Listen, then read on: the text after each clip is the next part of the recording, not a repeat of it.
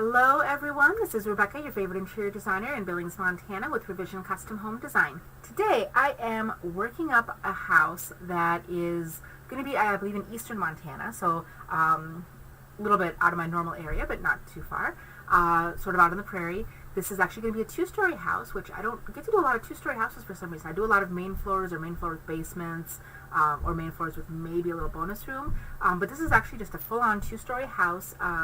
The client is debating a basement. It might end up being, though, on a crawl space, so we're going to see. But the inspiration picture that was sent to me was almost a basic saltbox colonial. It is a square. So we're going to start with that. We are trying to fit in quite a bit into this house. It is going to be, at least originally the plan is, to design this as a multi-generational home. So on the main floor of the house we'll have, of course, the usual public areas, the living, the dining, the kitchen, powder room, and then a master suite. Now this main floor master suite, they want to be ADA compliant, or at least very wheelchair accessible for the grandparents of this family. And then upstairs, the second master and 3 kids' bedrooms and a bathroom, and whatever goes with that. So that's what we're trying to fit into this house today. We'll see how we can do. I think I've got a pretty decent idea in my head of exactly how this is going to work, but I think we are going to move along. So really quick, let me I always forget to start saving things at the beginning, so hold on.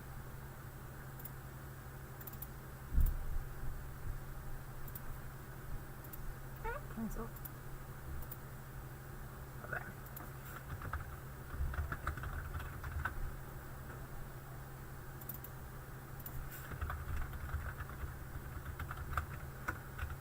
So when I'm starting out, I always try to save the plan really quick. Usually what I'll do is I'll do version 1, and then as we go, I'll either, when I send it off to the client, I'll either do version 1.2 as I'm moving forward if there's minor changes, or if we do a kind of a whole redesign, then I'll start over with version 2. So kind of somewhere I should be better at naming conventions, but that's kind of where I go. So like I said, this house is basically a rectangle. Now to get the square footage that we wanted, I think I did the math, and it was right around 28 by 44, I think. And that's actually a little smaller than let's see, because we're shooting for 2,500 total, which means the main floor needs to be 1,250. So I'm actually really close here. So there we go, 1232. I could go just a smidgen higher, but as I've mentioned multiple times before, I love to try and keep exterior dimensions in even 2-foot increments whenever possible. If I absolutely have to push out, I can. Basically, at this point, I can make the house 45 feet wide instead of 44 feet wide to get that 1,250 exact number. But we're going to go with this because, like I said, round numbers are the best. And anyway. Okay, so we have our basic house. What we need to do is start off by doing some interior walls. And at this point, I don't think it matters whether I'm doing left side of the house or right side of the house. And we can always mirror this. That's one of the nice things about Chief. So really quick, I'm going to basically divide the house right about there. This large space over here is going to be all of those common areas. And then this space over here is going to be that master suite. So, hold on.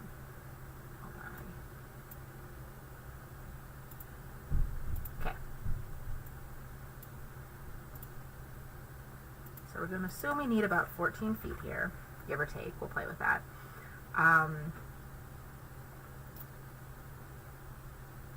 And we need to figure out, so more than likely, what I'm envisioning, that would make the most sense, and especially for stacking the 2 floors, we're going to have a staircase that runs kind of in this section right here.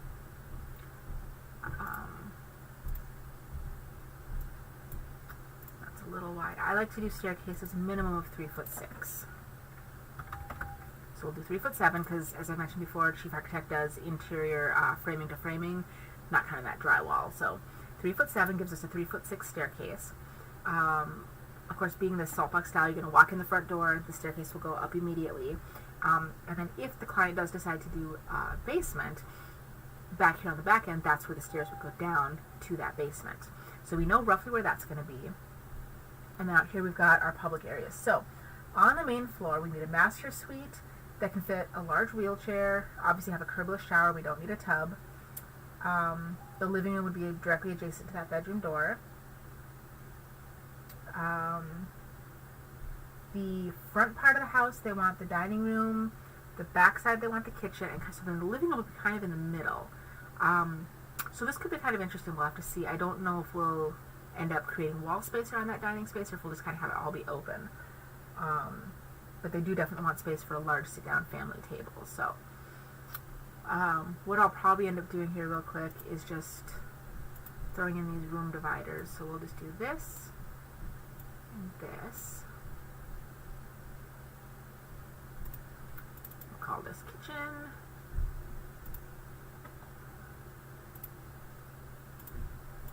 Call this dining.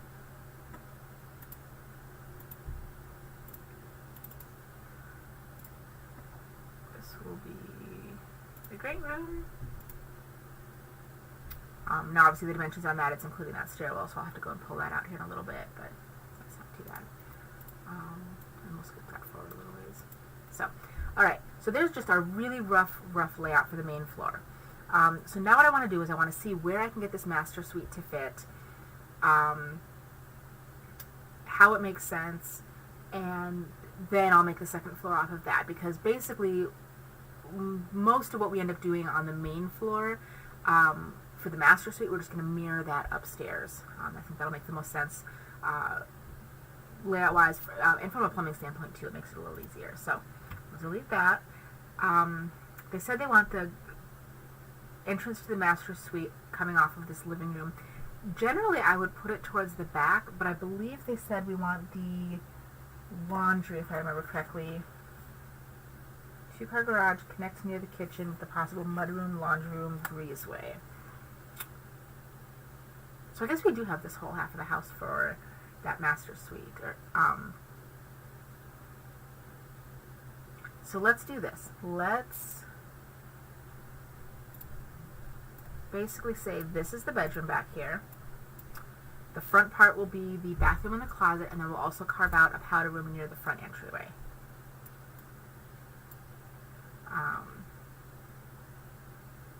There might end up being a little more room in this house than I thought, so I'm kind of excited about that. We should probably move this over just a little ways. Okay, so we're going to call this Master Bedroom 1.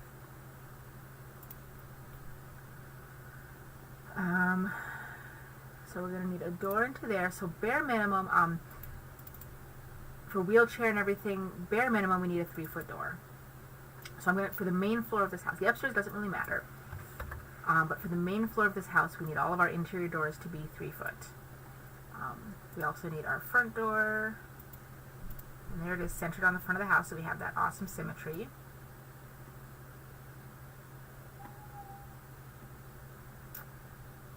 Okay. And then what's the dimension here? Hold on.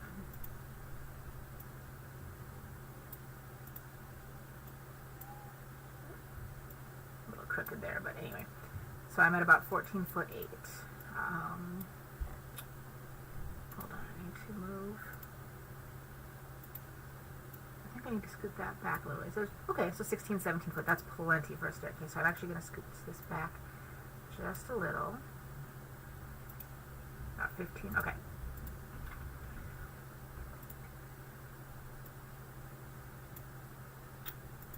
Stairs, we're going to do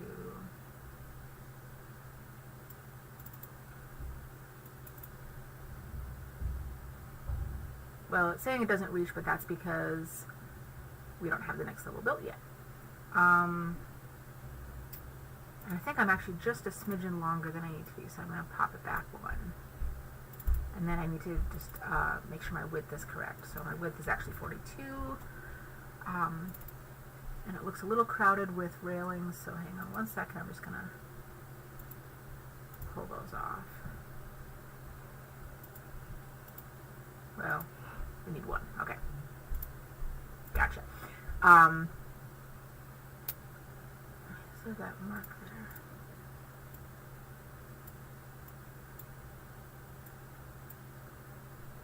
Oh, weird. Okay. All right.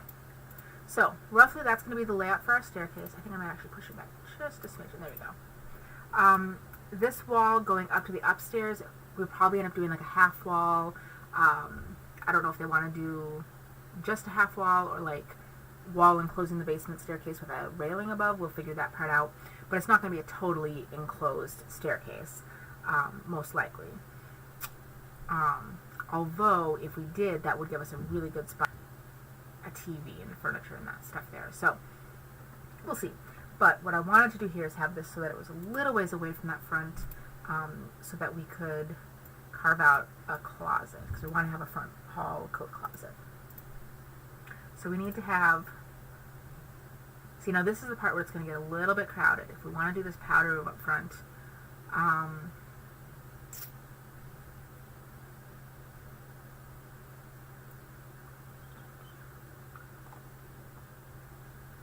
because I don't want to make this too crowded back here. I want 1, 2, 3, 4. Really want it to be like that pretty much that full 5 feet.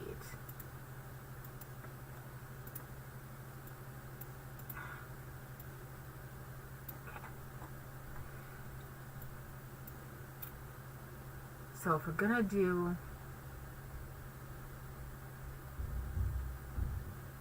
a powder room and a coat closet up front. Well, okay, here's what we could do.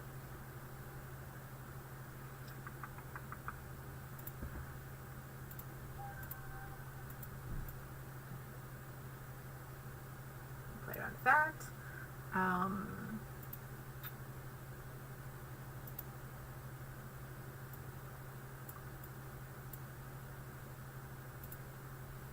Don't want comments there.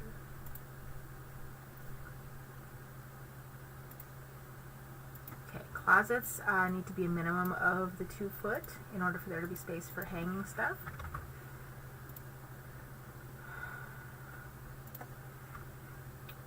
And then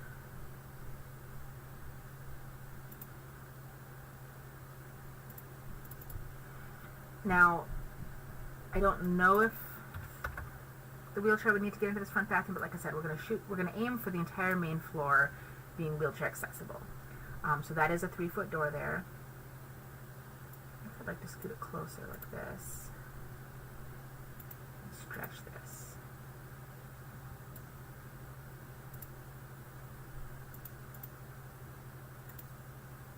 Closet doors I always like to show partially closed. And then let's highway browser. I need a toilet.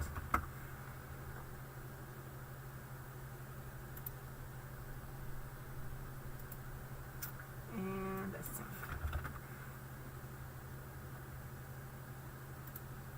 And we could even do it as a baseless pedestal. Now, in order for this to be truly ADA, it needs to have a 5 foot circle. Now, I don't know that we're going to, yeah, see, we don't have that in this room right now. And the client might be okay with just having ease of access for this front room as long as that back master bathroom has the access that it needs.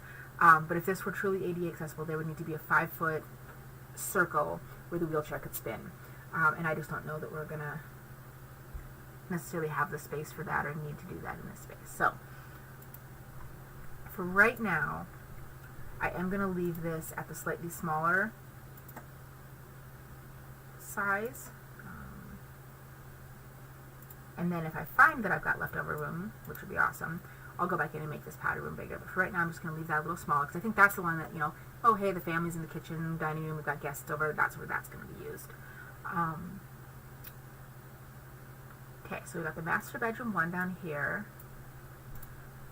And then we need to do, we're not going to do a separate toilet room, we're just going to do a bathroom that has toilet, I believe double vanity, and then a curbless full entry shower. and then closet, of course. So we're going to start by just kind of throwing that over there. And again, 3-foot interior doors.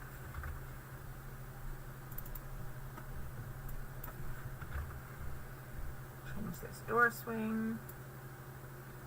By keeping the doors close together, that gives you a little more flexibility here in the bedroom for having, more than likely, I would imagine the bed will be on that wall with nightstands on either side, maybe a window over here, and then possibly a dresser here, although for wheelchair access they might want to keep this as clear as possible, and maybe just a small dresser over here.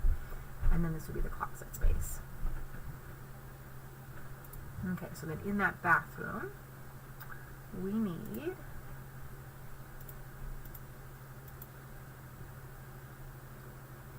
a sink. And yes, everyone has their favorite templates. Okay. I'm going to copy and paste my toilet. And then we need a shower. Oops, if I can spell.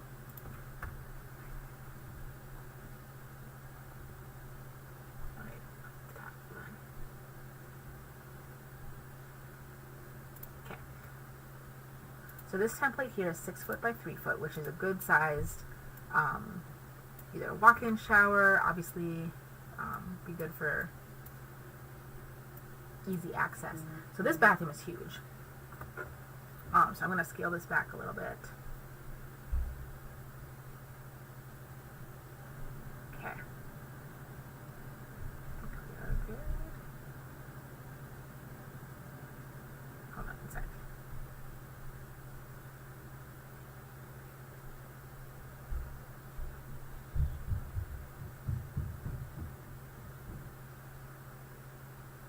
Alright, sorry.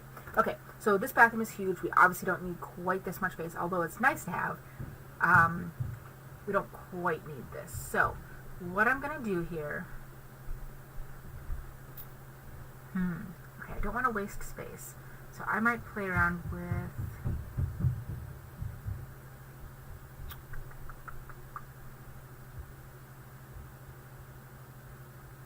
maybe moving that wall over?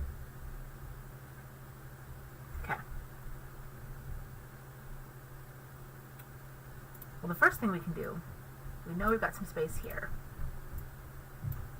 So I'm going to make the bedroom just a little bit bigger. 14 by 14 and a half, 14.9. Okay, that's going to be nice.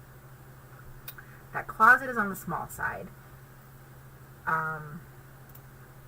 So we can scooch this shower over. I don't want to make it too tight.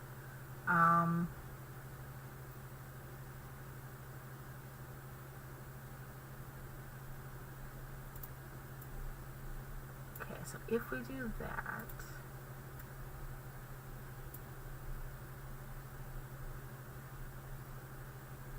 I don't like that. I mean, I do for the closet, but I don't for the bathroom. I feel like we need more space over here. So what I'm going to do is I'm going to break this wall here, slide that on back.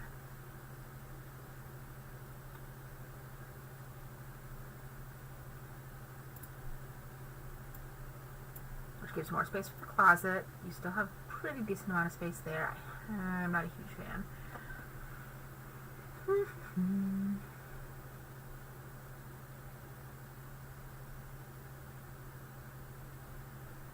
What can we do here?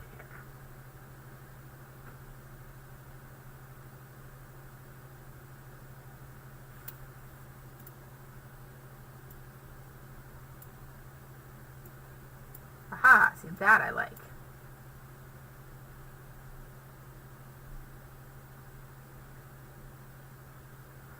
The only thing is, okay, how can we make this better?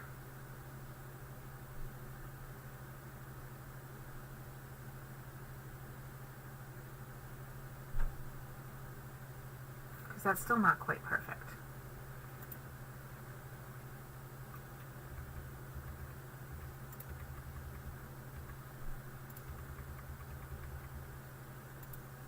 Okay, so that's kind of squinching that down as little as it can be. That's giving this as much space as possible.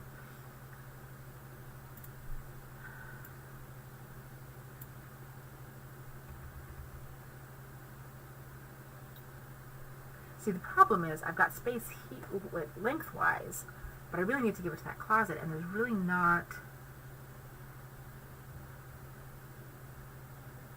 Okay, so here's what I could do, if they're okay with it, would be to swap this a little bit. So here, let's delete that for a second.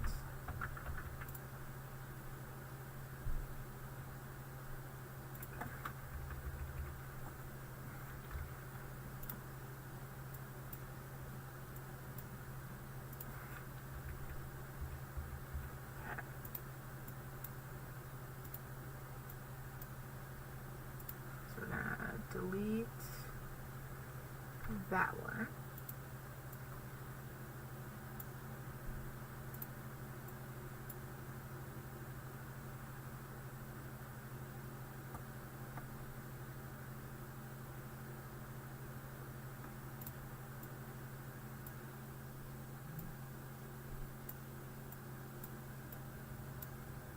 Scooch that. That. Okay. That's getting really close. The only thing is the clearance between the toilet and the sink is not quite right. So again, we'll use that break function.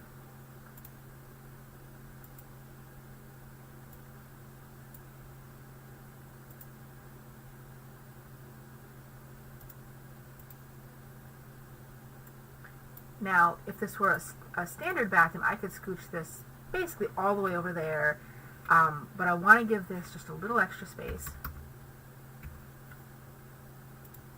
So normally I could go like that. Okay, so that gives me, and I'll need to double check my ADA book on this one, because, yeah, normally the guideline is 15 inches from the center line of the toilet to either side. So that gives you a 30-inch or 2'6" wide opening. Right now I'm showing this at 3'4", which is almost an extra, it's like 5 extra inches on either side, which is good. So I think that's going to be pretty decent.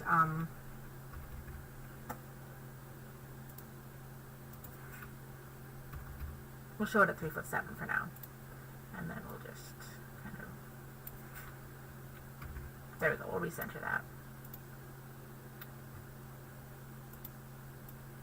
Okay. And then I'm going to do a pocket door here instead for the closet. And again, 3 foot. Okay. So I like that. There's plenty of clearance here. You've got space there. I would like... I don't even like the hinge door. I'm going to switch this to a pocket door too. Because once you're within the bedroom, bathroom suite, you want to have as much ease of access as possible. Now, if I move this over, it doesn't quite give me the space I want there for plumbing.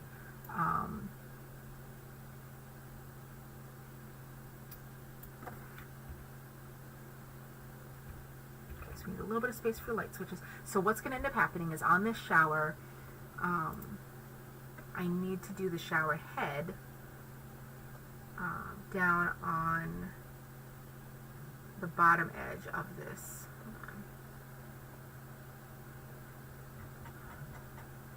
Shower tower. There we go. So it's got like a shower head plus a handheld unit, which we'll want. Actually, I'm going to show it, because that doesn't show up very well.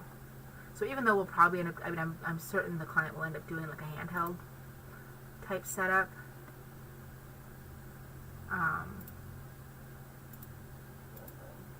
For some reason, these templates, they just don't want to overlap sometimes. Alright, so that just very clearly shows where on the shower head has to go for this. So we are doing a curbless zero entry. we want to do, hold on, interior. So we're going to do a glass wall.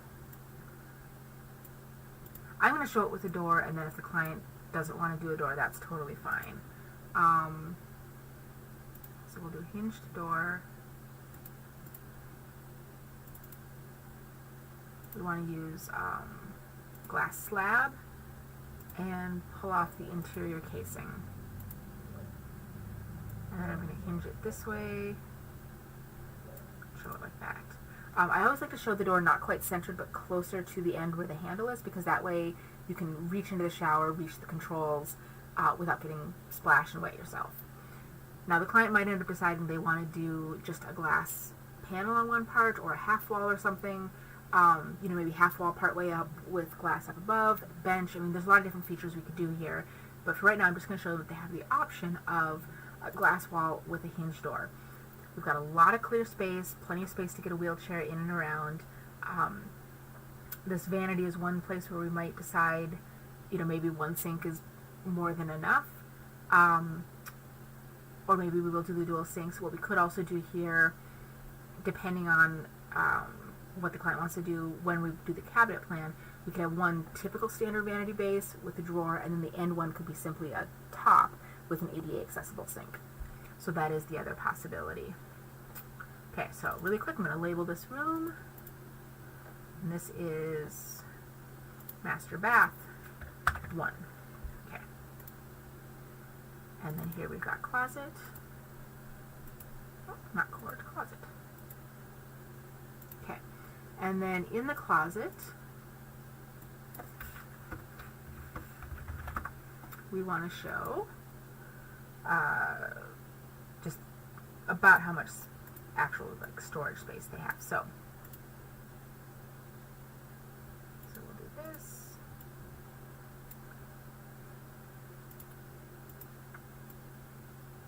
Move that down. And we'll do one more here. Okay. And then, like I always do, the one thing that drives me nuts about this particular template, it shows the shelf and the rod, which is great. But a lot of people look at that and go, oh, well, look at there's all this wasted space. Well, there's really not. Because that doesn't show hangers. And when you have a rod, you have hangers protruding out.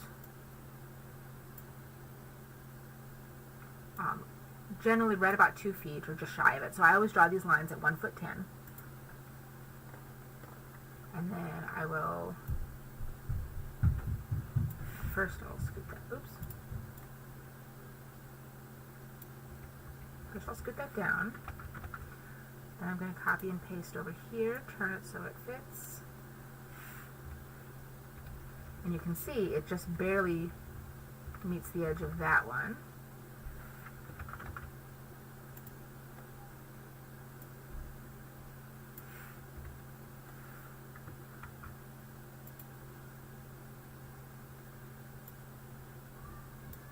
And that one actually overlaps, so I'm going to have to fix that.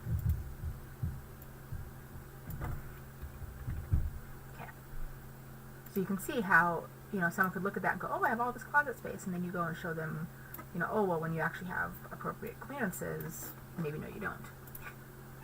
But also it shows traffic flow too. You know, I've been in closets where the builder's like, oh, sweet, we can do a 5-foot wide closet and have rods on both sides. If you have a 5-foot wide closet with rods on both sides and clothes on both sides, that takes up 4 feet, which means 1 feet. You have 1 foot in the middle. Most people shoulder to shoulder are more than 1 foot, so you have to turn sideways and shimmy up and down that row, and that is just absolutely ridiculous. Okay, but that actually right there is a really good amount of storage space. I'm just showing the possibility for all of the rod space. Obviously, depending on what the client wants, you know, they can meet with cabinet designer, closet, whoever, and we can come up with a plan for shelves, drawers, cubbies. I mean, there's all kinds of different things to use that space to its best efficiency. Okay. Again, closet. We're gonna real quick show that this front hall closet fits. And again, just throw in some. There we go. Okay. So there we've got our master bedroom, our wheelchair accessible master bath with curbless shower. I'm going to really quick do a text note over here.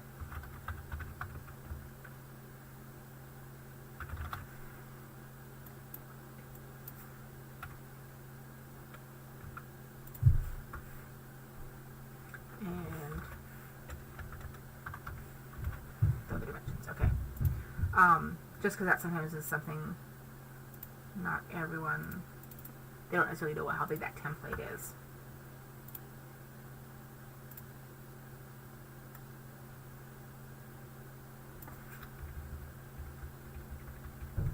Okay.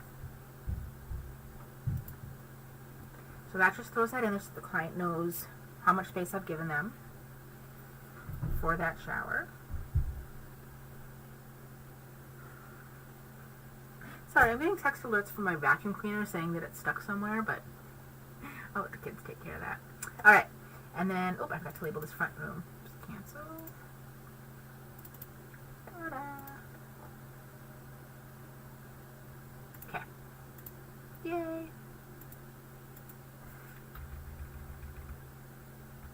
Okay. So over here we have, where you come into the house, we've got the entryway. Might play around with the swing of the door. I'm not generally a big fan of walking right into that great room, but we'll see. Kind of, ooh, you know what I'm thinking? We could do sort of a, I mean, this is all going to be standard 9-foot ceiling, so nothing fancy, no vaults or anything like that. We could do, I don't want to dig into that one too much, 16 foot. Okay, so here's what we can do. I would like to do kind of a break line here. Because this family, if everyone's here in the house, they've got 3 kid bedrooms, the master, and then the 2 master suites. So that's 7 people in this house, which means they probably need a dining room table that's able to seat 8. So I'm going to make that dining room show a little bigger. Hold on, I had a thought here. What was it?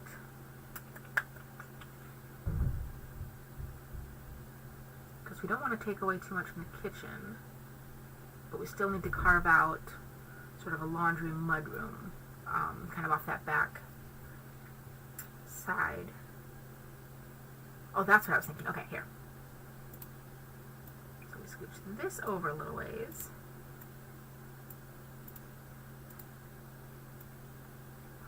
Back.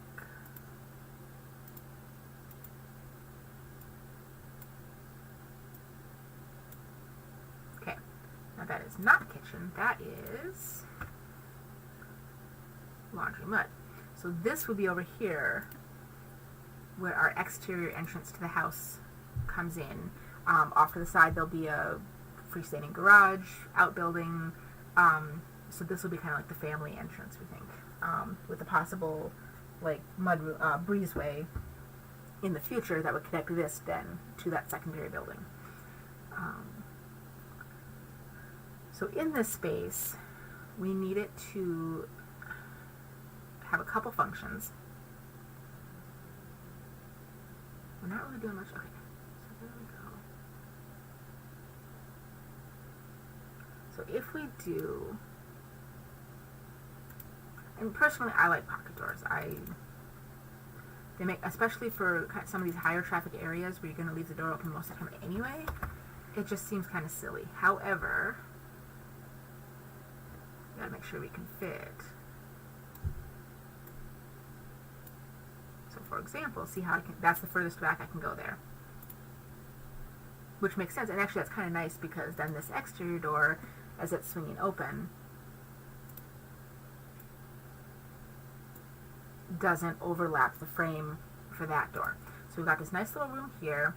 You can come on in. There'll be space for a bench and coat hooks. I always want to spell that as one word, but I know it's not.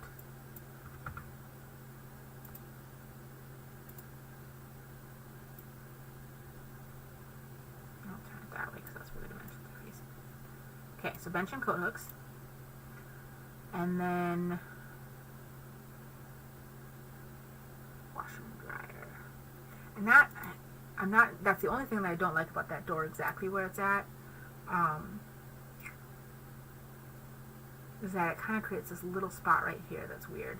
So maybe,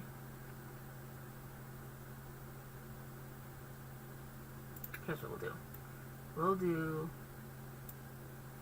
bench and coat hooks over there, maybe a few extra little hooks or something on the wall here, and then we need washer and dryer.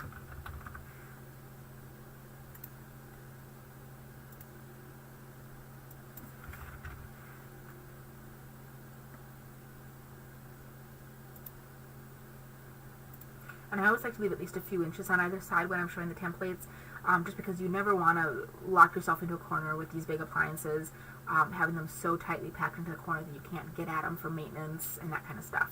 And we'll build that into whatever cabinet plan we end up deciding. So we've got washer and dryer, we've got a space over here for bench and coat hooks, there's a little bit of space. We don't want to use up any of the space here by the door for anything, because you want to, that's where your light switches and stuff will go. But there is a space on this wall for bench, coat hooks.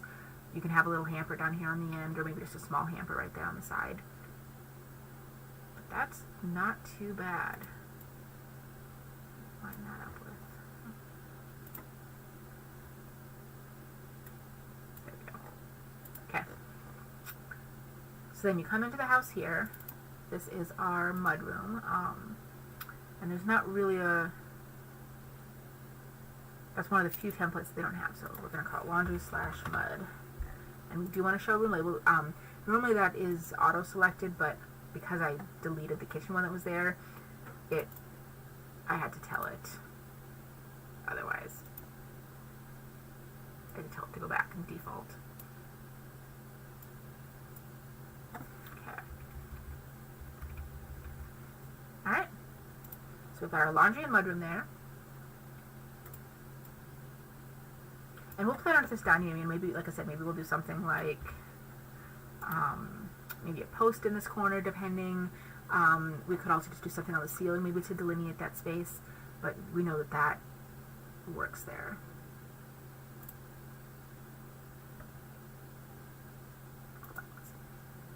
Okay. All right. So the next up, the great room pretty much is what it is. Having a post here might not work the best, but like I said, having this wall here, if it is a full height wall, that would be a great spot for the TV, and then you've got a space for like a sectional, some sofa, chairs, all of that. Then we go over here to the kitchen, and like I said, this wall is kind of arbitrary. That's not really a wall, it's just a room divider. So what we need in this kitchen space is obviously quite a bit of storage, cabinetry, all of that good stuff, and then the client definitely wants an island. So I'm just going to scooch this down here. I'm going to start throwing in, I like to start with the Lazy Susan in the corner, just because I think they actually are fairly functional. I know everyone has their own opinions on them, but just as a template, it works. And for whatever reason, this one is only 34 inches high, which is silly.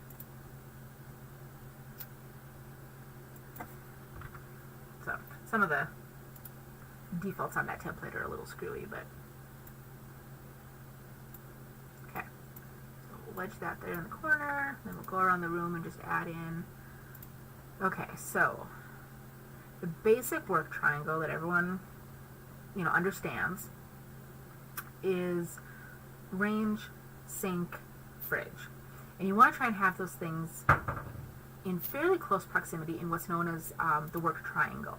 So, for example, the rule of thumb, and this obviously, there's always exceptions, the rule of thumb is that no side of that triangle should be longer than 6 feet. So it shouldn't take you more than six feet as the crow flies. I mean, obviously, if you've got an island in the middle, that changes it a little bit.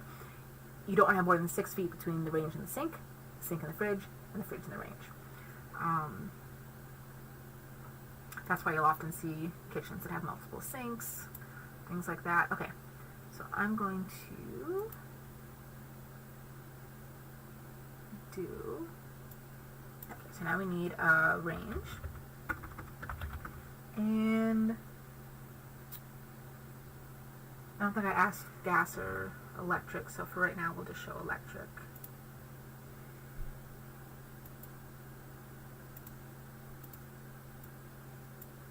So, and I like to always try and give that area with the range a bit of symmetry, so I always try to make sure the cabinets on either side are the same size. Then we need a sink.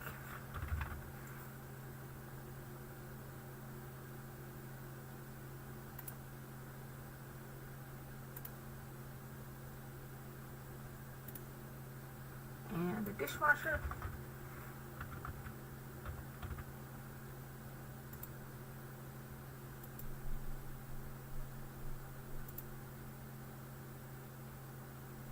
And then we need a fridge.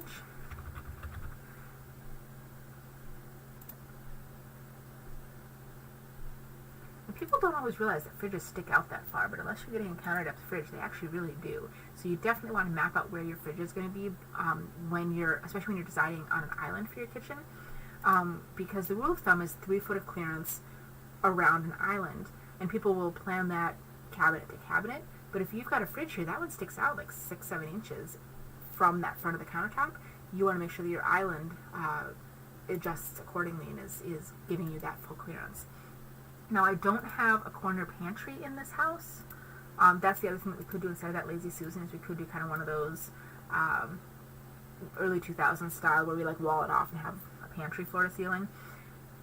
Maybe that makes sense, maybe that doesn't, but I like to, near a fridge especially, do a full height pantry cabinet. So what that looks like here is that. And then what you do is you go in with your cabinet tools. You want to do a wall cabinet here. Oh, sorry. There we go. So we're going to scoot that over. We're going to make it as wide as the fridge. We're actually going to lift that up to the ceiling. We're going to lift this one up to the ceiling. And then this one, over the fridge, I always like to do 24-inch depth cabinets because otherwise you can't get to it. So that creates much more usable storage. Okay, now we still need a few more wall cabinets. Now over the sink, I'm probably going to do a window, so I'm not going to worry about that. We'll do a corner unit here.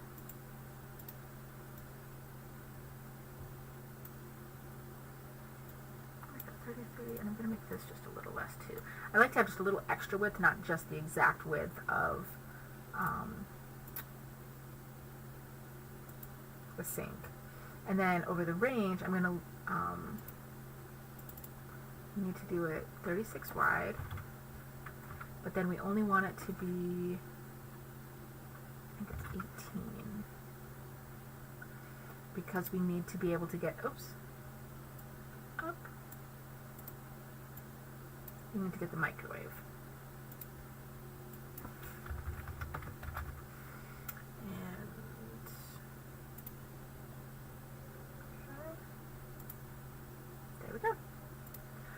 Bare minimum, between the bottom of the microwave and the top of the range, you need 15 or 18. I think it's 18, but we'll double check. So there is that minimum clearance that you need, both for workspace, but also so that the heat from the oven doesn't damage the microwave. And it's crazy how many houses I go into that there's not that appropriate clearance because someone went in after the fact and just was like, oh, I'll slap the microwave up here, didn't check that clearance, and the cabinet wasn't designed for it. And now you have either a stovetop that can't be used because you can't fit a full-size pot there, or a microwave that's got extreme damage. So, plan ahead, people. Alright. Okay. So, above a sink, we need to lift this just a little bit floor to bottom. We're going to do 44. And I'm going to make this. There we go. So that kind of opens up our kitchen a little bit. And again, maybe the client will decide to lift those cabinets up. I'll lift that one up just a little ways. Anytime you can kind of play with those elevation changes, it makes the space a little more interesting as well. So we've got our basic work triangle. We've got fridge, dishwasher and sink, and range. And then if we go back in here to the plan view, now we can start mapping out our island. So we know we need to be at least 3 feet. Now on my screen, all of these little blue grid squares, those are 1 foot. So we need to be at least 3 feet off the front of that. And again, you'll see how that range sticks out from the cabinetry. So when we plan our 3 feet, see how I've got 1, 2, 3, and then a few extra inches. It's almost 4 feet from the cabinets, but it's about 3.5 feet, I'm guessing, from the front of that range, which is important. And again, over here, this blue line here is where the front of my fridge comes out. So I've got 1, 2, and almost 3 to the front of that cabinet. One thing I forgot to do, I always, in my first drafts, I always turn off my cabinet labels because clients don't need to see that. It's just clutter at that point. Okay, so we need more cabinets for this island. That's a little much. Okay, so let's scoot this down. We'll make this a 3-foot one.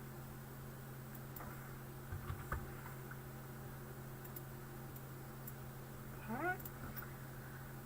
And then we'll do, I think she wants to do probably all one level, I would guess, for the countertop, or at least that's what I would recommend. So custom countertop.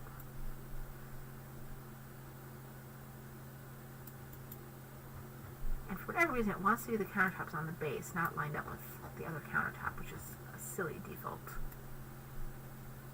Alright, there we go. And then we want it to be, yeah, 1 for 4. I think that's a good number. Alright, so again, we'll pop back here to this. And now you can see we've got this kitchen laid out. We've got a nice island with space for countertop stools. We've got easy access to that mud/laundry room. You've got, although you don't have a walk-in pantry, you do have a lot of pantry storage here with these cabinets. You know, and like I said, we can always add cabinet space up above here and extend that up to that 9-foot ceiling. So that, right now, is what our kitchen looks like. Okay. So I'm actually going to move this invisible. There we go. So technically, our kitchen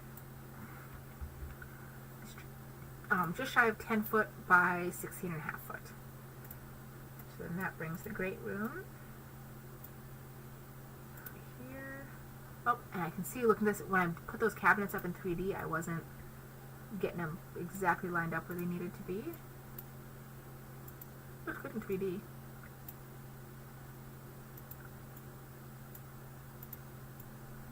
Oops, that bigger, okay. So there we go. So now if we look at that again in 3D, there we go. Not bad at all. Okay. Big old great room, and then dining room isn't huge, but it is also open to everything, so that might be just fine. Let's just really quick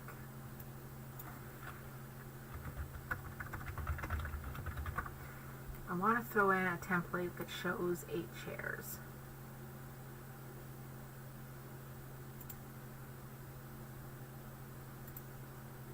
So that actually fits. A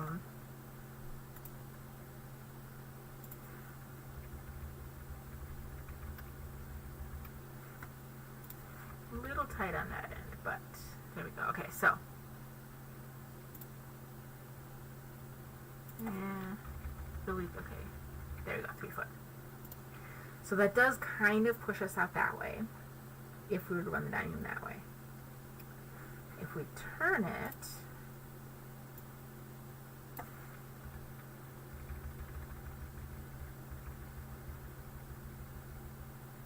about like that is where we would need to be for the 3 foot clearance.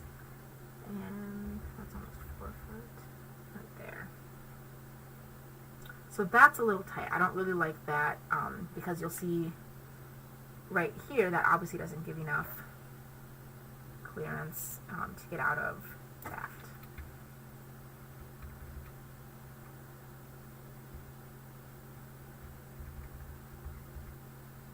Okay, so that's kind of where your table would have to be in order to be, you know, comfortable. It does mean that you're a little close to the front door, and so the, you know, maybe we'll do like 2 inches, but I mean, it's definitely not undoable. The other option, perhaps, depending on client tastes,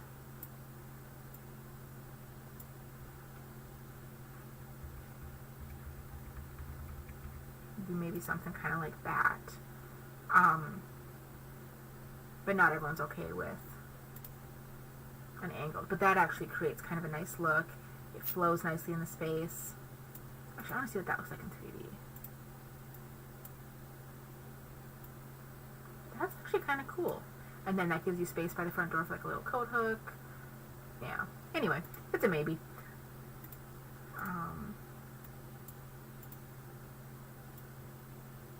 But for showing this to the client, I am going to show them the space this way. And about right there. Okay.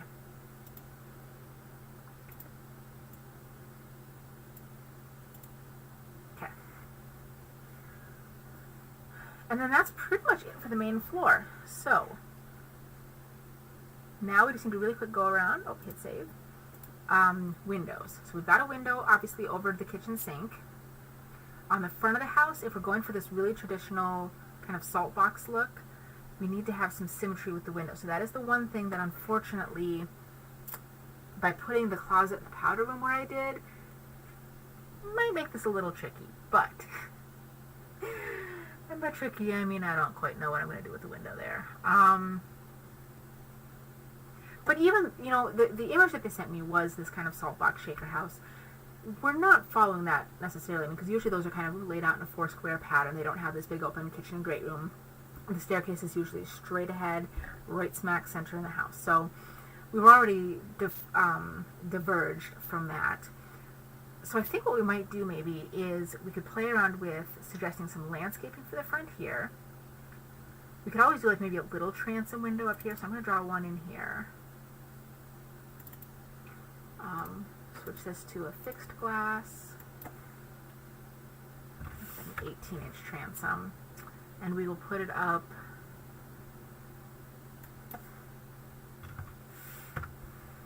okay. And then I'm going to copy that over here in my laundry room. Now the one thing, if I'm going for symmetry, got to make sure I get these evenly spaced. 3'6".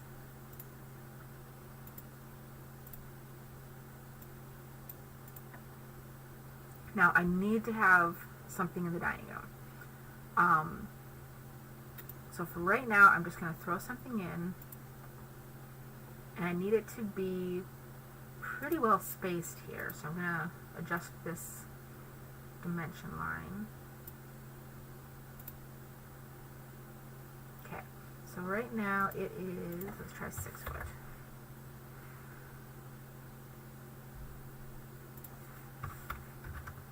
There we go. So now that window is perfectly centered between the transom and the front door. Might go back and totally change that. Obviously it would be kind of cool if the dining room had a nice big picture window. So we'll play around with it. We'll see what the second floor kind of looks like. Or we could kind of ignore this side and we could actually do a series. Let's do 2 instead. So let's do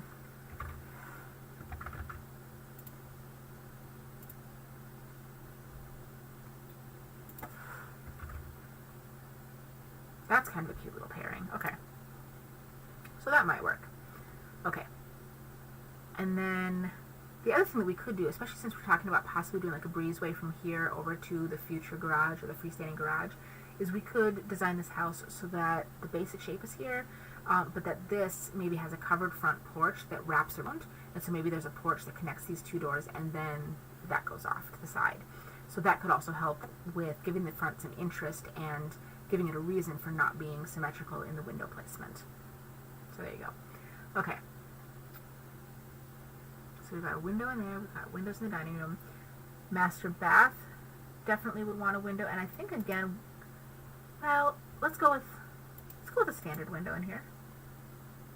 Play around with that, and let's go about right there. We'll leave the wall where the bed will go alone, and just do 2 nice windows along the back here. Can't do a window over here in the kitchen, but then we want to do something here in the great room. And I got that exit. I don't know if they want to do an exterior patio or anything like that. I might show one, and then they could decide if they want to do that or not. I'm actually going to show it over here. I think that might be. And then I'm going to do glass panel.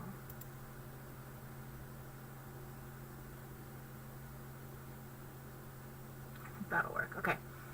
And then back here, this would be where we'd want to do like a big giant picture window of some sort. So we'll do fixed glass in the middle.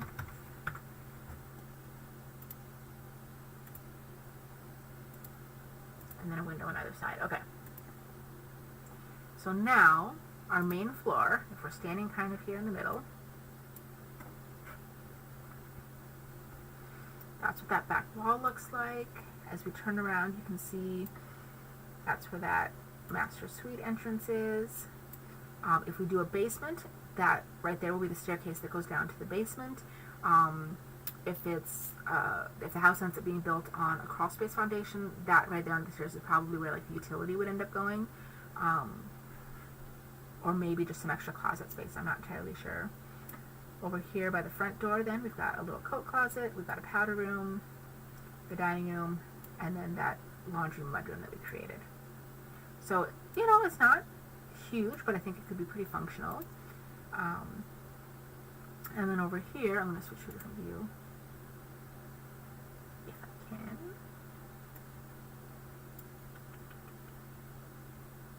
I forget that I moved. Okay, there we go. So here's that dollhouse view. So here you can see those stairs going up. Front coat closet, staircase, closet.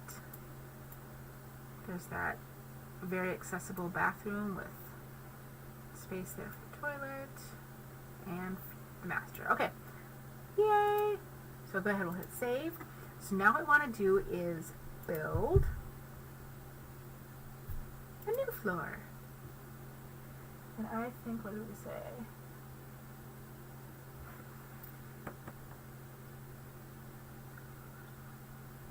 Okay, we did not say anything special about 9-foot ceilings on the second floor, so why did it not do good?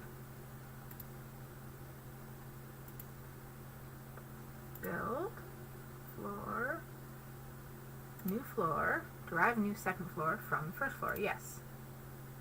Okay. And that is an 8-foot ceiling, not a 9-foot, which is good. Perfect, okay. So now the first thing we got to do is turn on our reference display for a second so that we can get our staircase where it needs to be. So we're going to line this wall up here.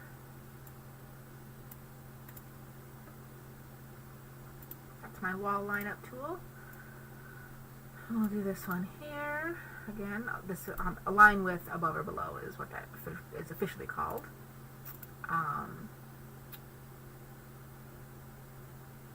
And then we'll need to cap off this end, and then use the invisible, or the loom divider tool, I'm sorry.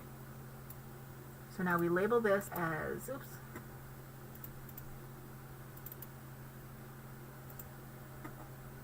open to below, but we don't want to show the room label because that just gets cluttered. And what that does is now our staircase has just popped up. So that was really the only thing we needed to mimic. And I guess we could, okay, so we could mimic this up here.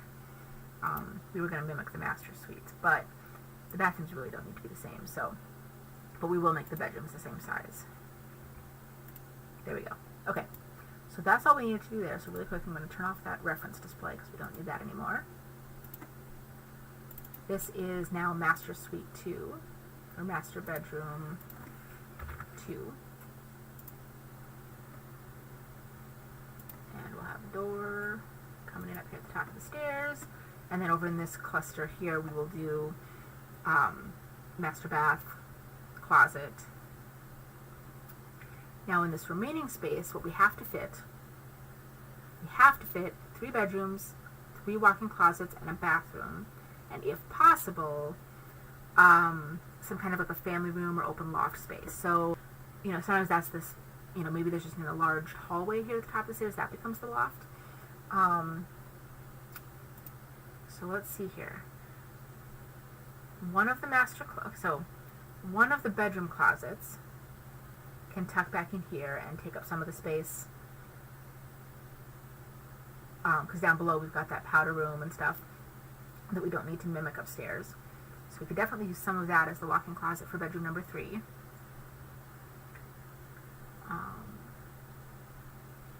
So let's start by, let's do this. Oh, interior wall. Okay. So we'll come across like that. We will do this and this.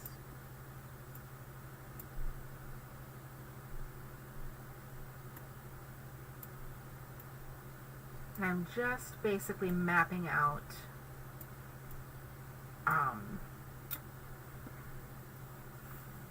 my basic room guides as far as what I got. So I've actually, see, and this house keeps surprising me. I keep thinking it's going to be small, but it's actually really not. So I'm going to get out my interior dimension tool and start checking a few things.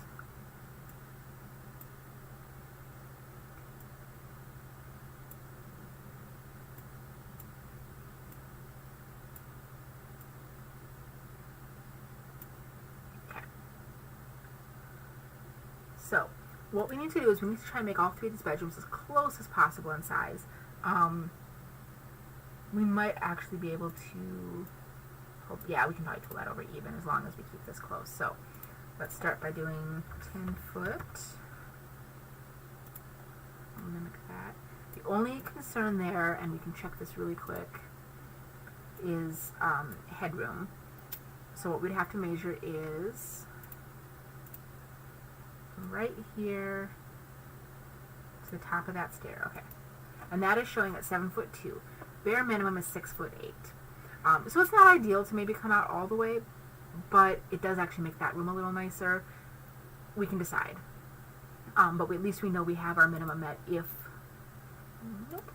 If we decide we want to keep that wall straight across, we do have our minimum headroom met, and we don't have to come back and do a little funky jog. It just depends on how the sizing of all these rooms maps out. So, let's do, so again, since we're starting with that 10-foot number, 10-foot 1.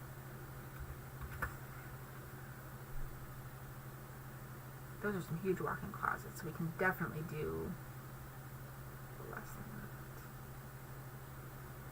So let's do 10'7".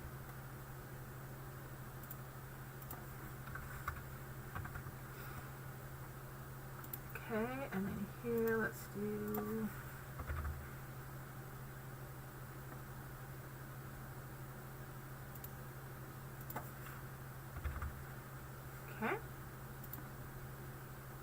here we need a minimum of 5 foot.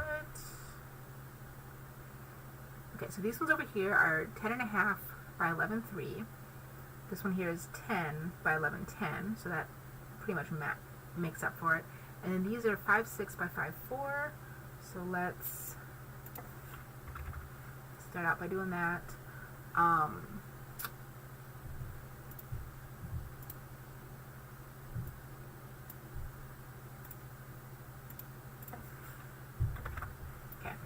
So now all 3 of the closets are exactly the same size. All of the bedrooms are within, 2 of them are identical and one of them is a smidgen off, but by an amount that no one will notice.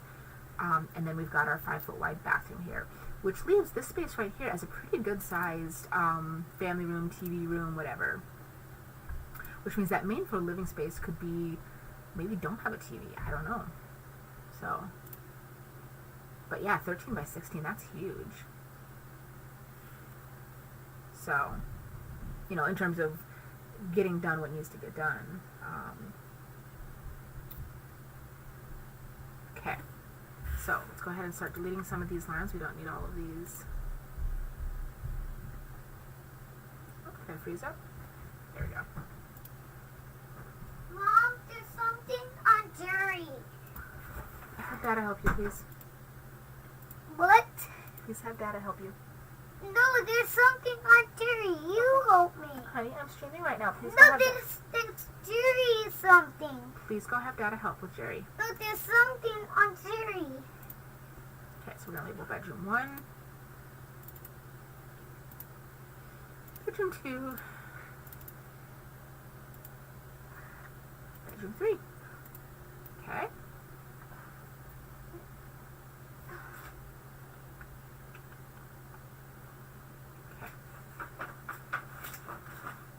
Go. And then, of course, closet. And you know what? I'm not even going to label these as closets. You'll know by the way they're drawn. Okay, so we come into the room. Oops.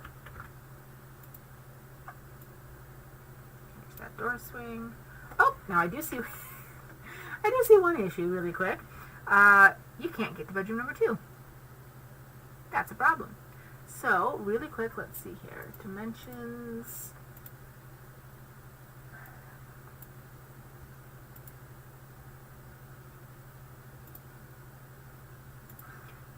Bathroom doesn't need to be 10-foot one.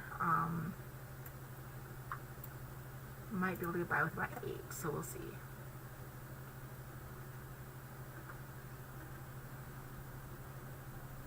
The other,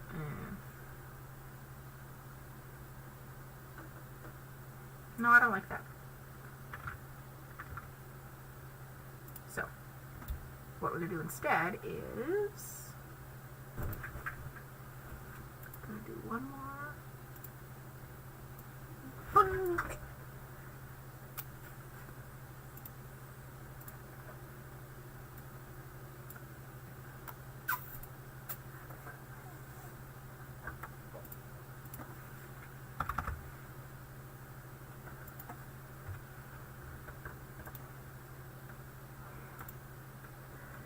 There we go. Silas. Hey, I'm working, I'm streaming.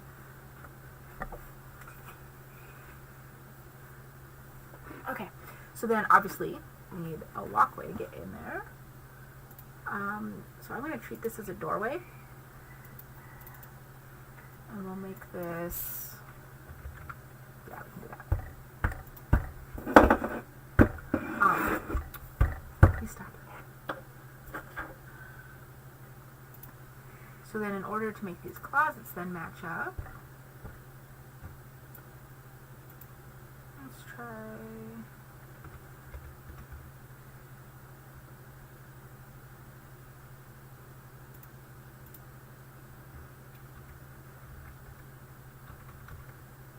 Oh, can I? there we go. Okay, so not the best, but it's okay. And then we'll make this one a little smaller. Okay, turn it up. Nope. Oh, this is turn it up and down. It's okay, we're gonna turn it up. Okay, so we'll shrink that just a little bit just to try and make it fair, but It's okay. no, please stop. Am I gonna turn it up? No. Hey, no. Okay, honey, I love you. Oh, I forgot. Thank you. Okay. Well, today is just a day of God. Okay. Let's see here. So then we need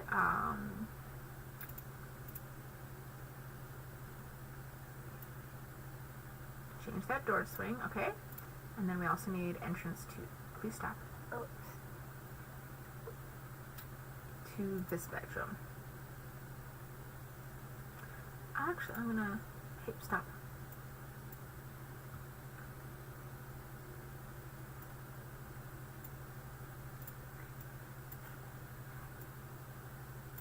Okay.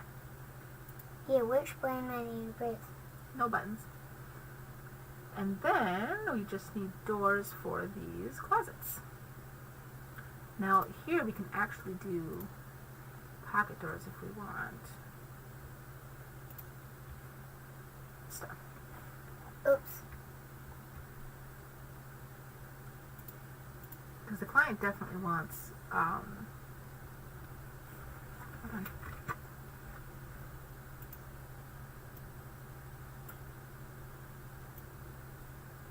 she was adamant that she wanted walk-in closets for all of her kids. So sometimes the only way to do that is to get rid of as much door swing as possible. So pocket doors are a personal favorite of mine. You know, the framing costs a tiny bit extra, but you're saving yourself door swing. You're not having to do like a bifold. Please stop. And then, you know, the only thing to...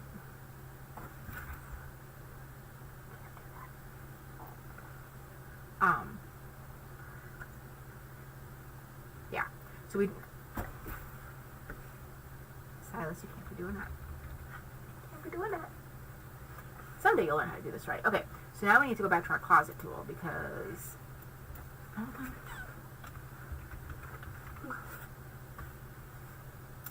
we need to be able to show, obviously. See, and that's the one problem with these. I don't... Hey, please stop. Toilet paper. Yes, that is a toilet paper holder. Yeah, but I want to put it next. So now I'm wondering, hang on a second here, let's... If I were to do the wall here... Hold on. Hey, stop.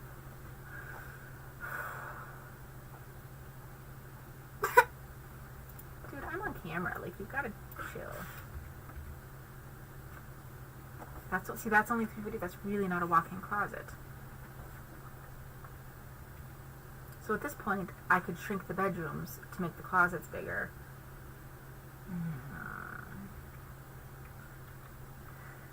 Everyone thinks that walk-in closets are like the be-all, end-all, but they're really not.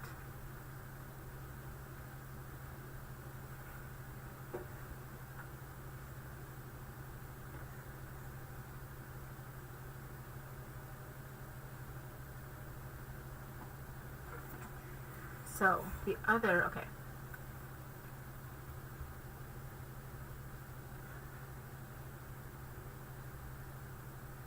Yeah, because I really don't want any other spot for the bathroom. Stop.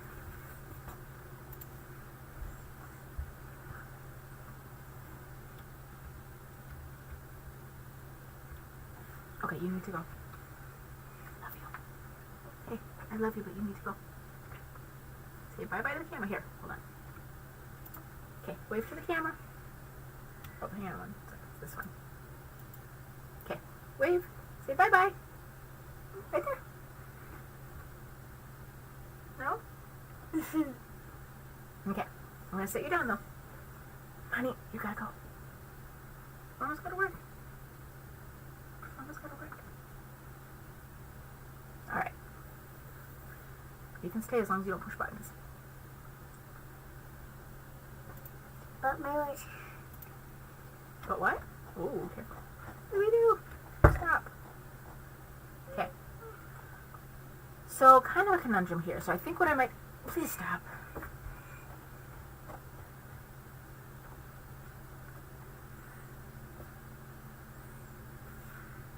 No.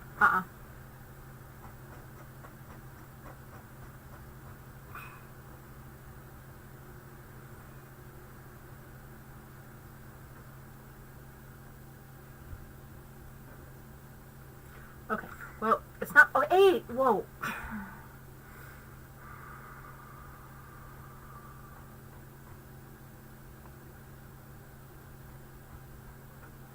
I'm gonna hit save real quick, because you never know when things will go wrong quickly. Okay. I am going to leave them the way they are right now, and then I'll just show the client why that maybe isn't the best idea. Stop!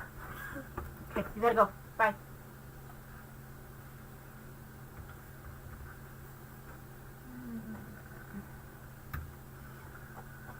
Oh, man. Okay. Where is it? There it is. Dude, go.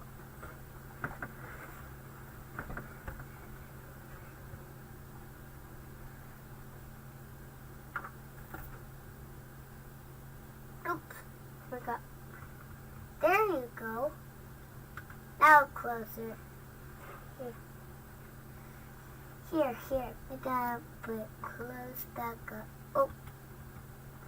Now there we go. You can see it next. Now you can see it. Okay, thank you. But we can't touch any more buttons. Okay. So I'm going to go ahead and show this. Here.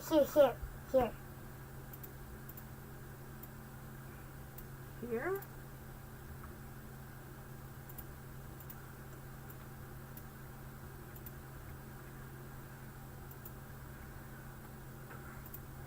Now these upstairs rooms don't necessarily need the full Door. 2'6" door, so I'm going to drop it down to a 2'4".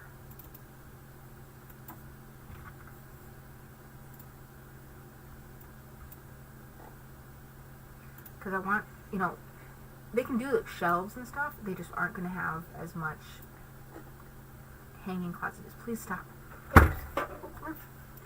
Oh, no, no. I just gotta turn it up. Nope. No, I gotta turn it down. I gotta turn it up. Okay. So now we have 2 closets. Don't worry. Oops. Please stop.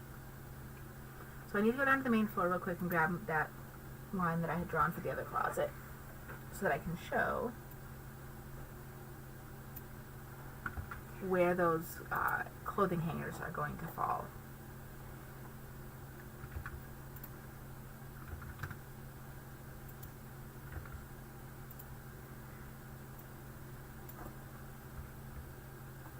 Push that button.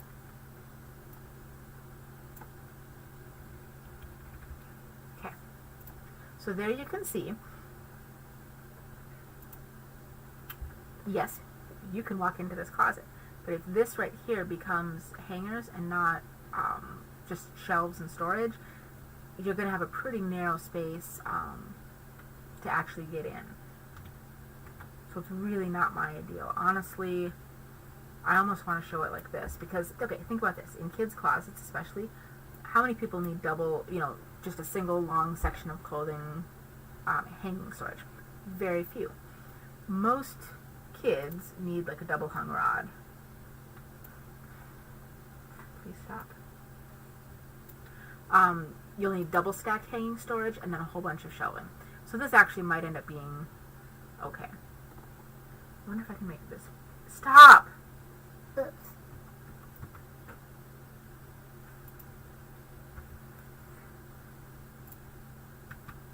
Please stop. Hold on.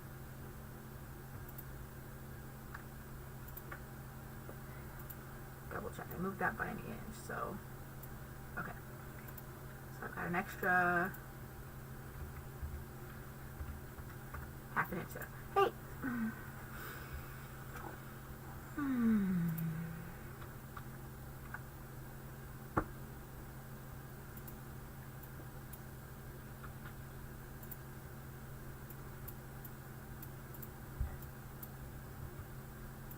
Okay, I can't. I love you. Go say hi to Dada. No. Why not say? Okay, so we got that. Now we need to copy and paste just one more little thing. Let's grab this over to here. Honey, you cannot hit buttons on my keyboard. It doesn't work. It makes it very difficult for me to get work done. Now over here, the layout of this one's got a lot more flexibility. So this one, this kiddo could have a big giant double rod if they wanted. Or actually, here, let's do this.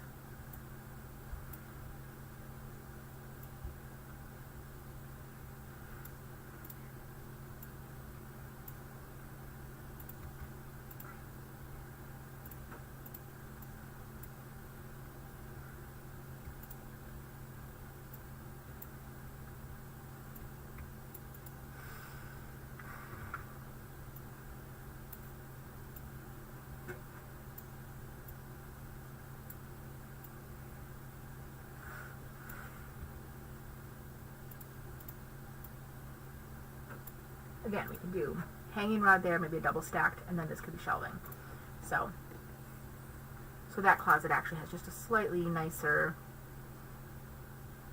I don't know, actually it has basically the same amount of space as the other two, but I like where the doorway sits better. So, personal preference. Okay. Yay. And then, really nice and simple, we need a bathroom.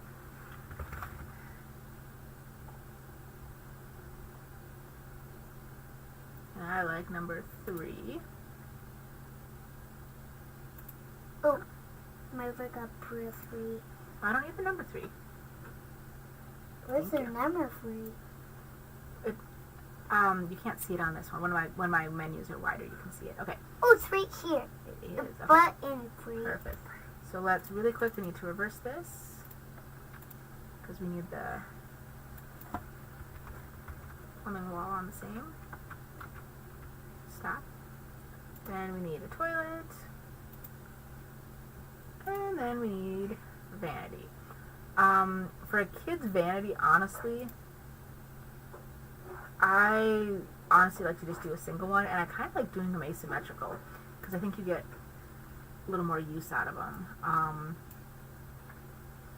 So let's show, well, you know what? I'm just going to show, what is that? There we go, we'll do that. Okay, and then we just need a sink.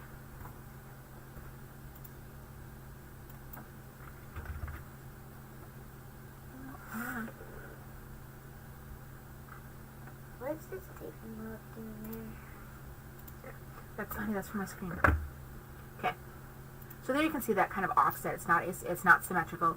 You get a lot more storage that way because instead of having 2 little teeny tiny little drawer bases, you get one nicer big drawer base. Plus you get more countertop space. If you are trying to spread out with stuff on the countertop, makeup, kid stuff, whatever, you either have 2 12-inch sections or you have one 24-inch section. It's so much easier when you've got a little more space.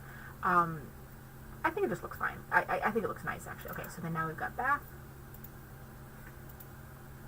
Got the name.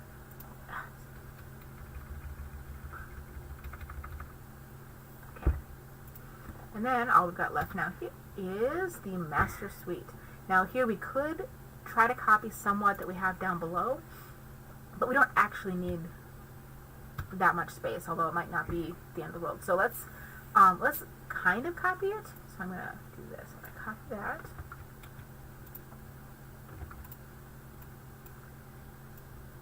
Okay, we're going to do, now this particular client said she was totally okay with not having a separate room for the sink, or for the toilet, I mean. Hey, stop touching. Please stop.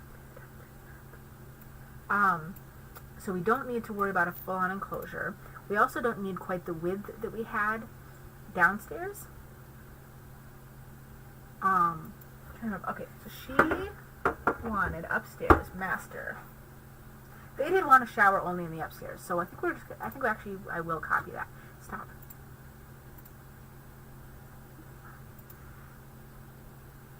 Actually, I'm gonna copy.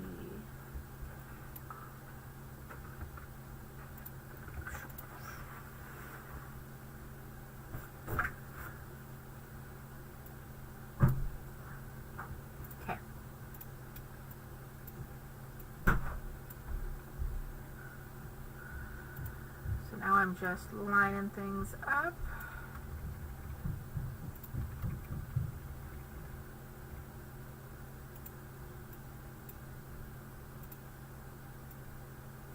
So what we're actually doing here is we're actually giving this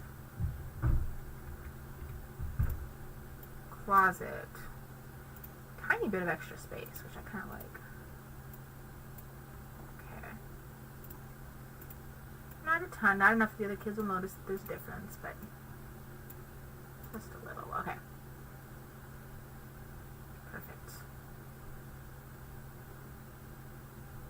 And then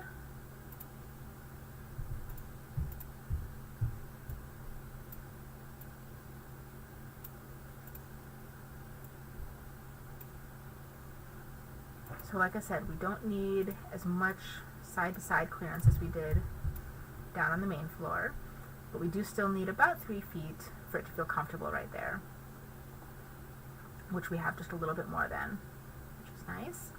And then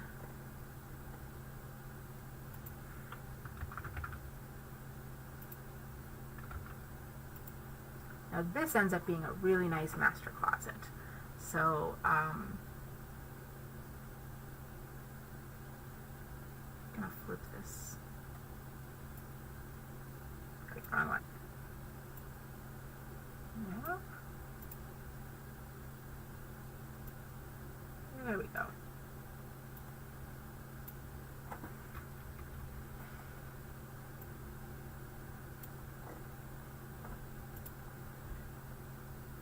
Nope, I want to be 2 feet off the corner.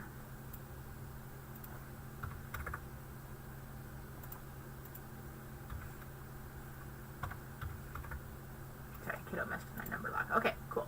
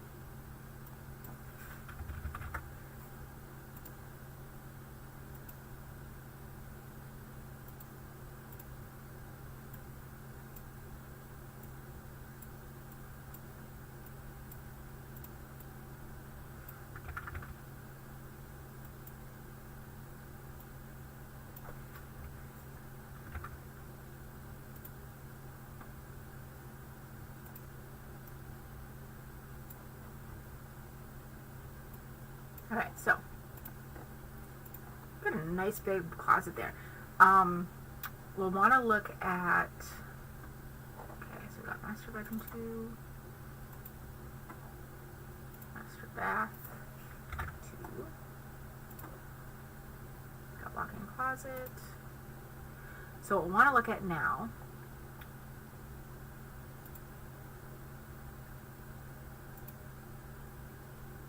is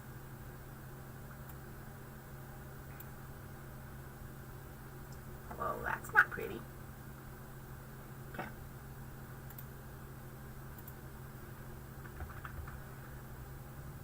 I want to put that in the powder room if I can. So let's guesstimate.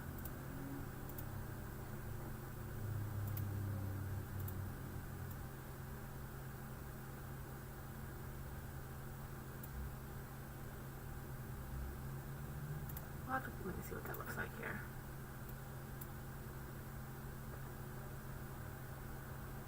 So there's still space for a little bit of a mirror there. I think that works.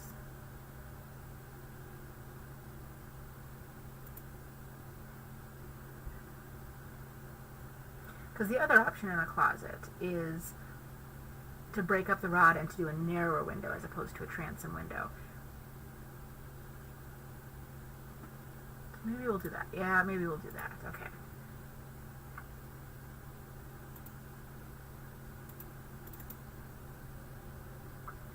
But I only want the width to be, say, yeah, we'll do something like that. So it lets some light in. It does mean that we break this up a little bit.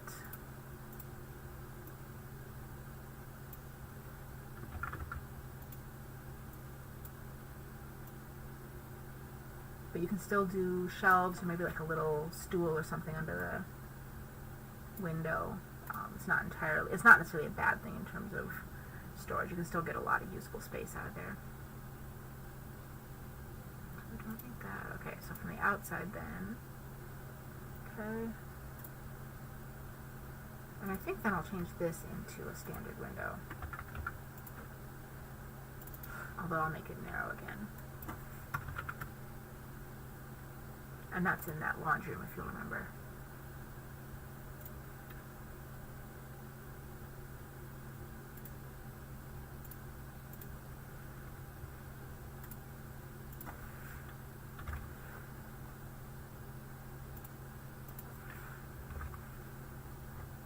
And so we are still trying to have some symmetry, so I did make those two windows the same measurement from the outside corner of the building.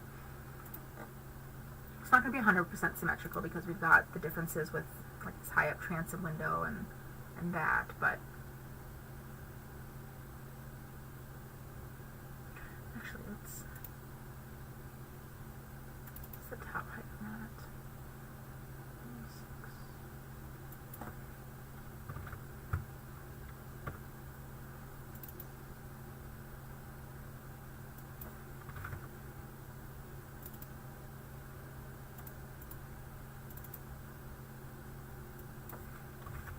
So I'm just lifting the top height of all of these windows. Since we've got the 9-foot ceilings, we don't have to have the tops of our windows at 80. We can bring them up a little bit higher. And then we'll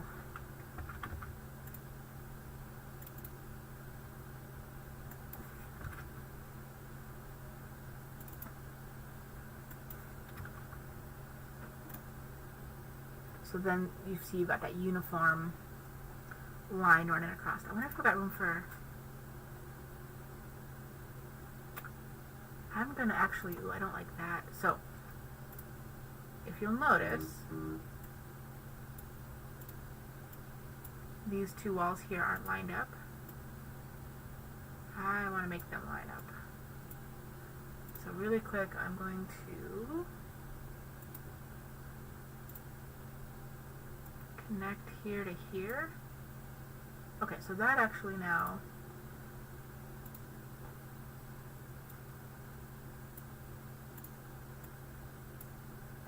does connect. And I'm actually going to use that also here to there. Because what the other thing that that's doing is not only is that helping me to make sure that that's lined up just visually, but it's also making sure that that great room definition really is defining the correct space. And actually I'm going to carry this over like that. So delete that. I don't actually need that now. Oops. But what I do need, at the bottom of the stairs, I need to carry that over. And I'm going to do that one too. Okay. So now this, there we go. That is my entry.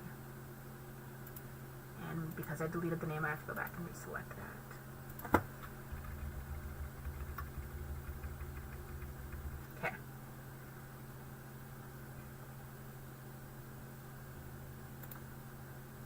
Okay, so from the outside,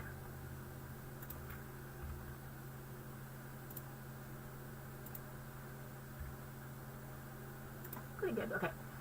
So now, what do we have going on upstairs? We need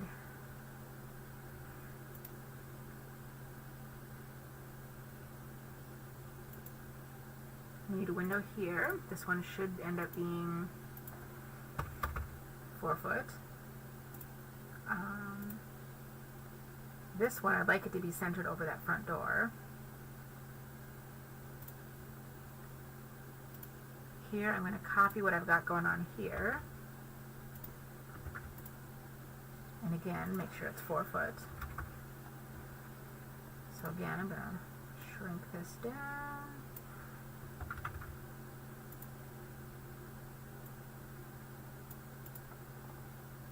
So we've still got a ton of storage space in this bathroom, or in this closet. You can also do there.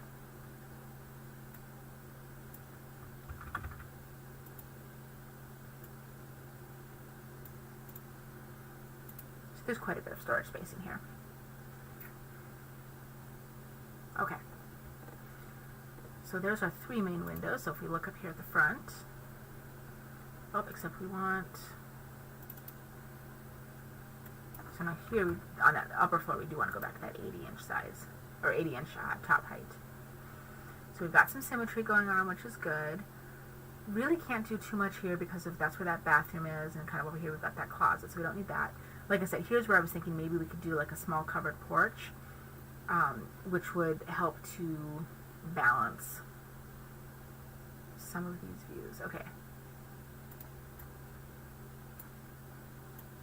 So now here, we need a window in that bedroom, we need a window here. So, let's see here.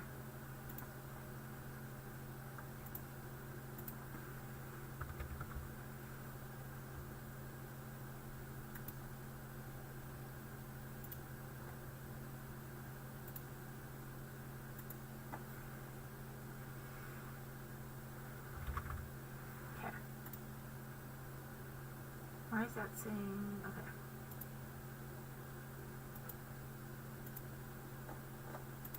I don't like that. I'm going to delete this line.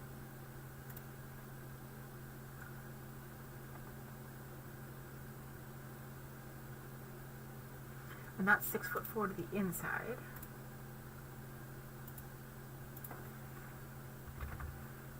Okay.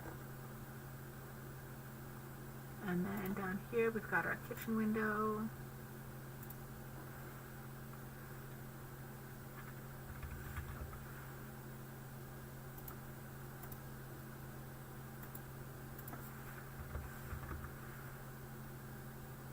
So if we switch to the outside view, you'll see those. Oh, that. Why is that? That is not lined up. Hold on.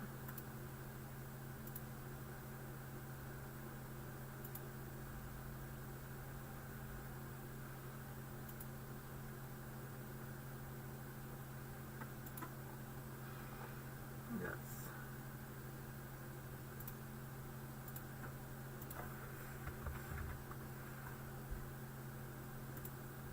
There, that looks more.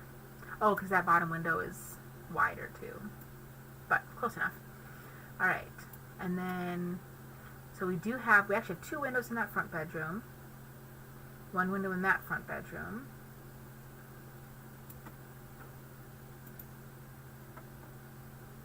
We definitely could do a second window back here.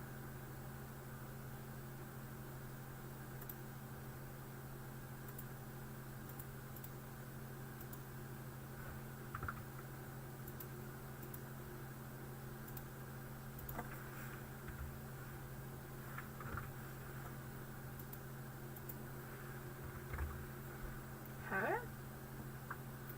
And then we can copy this.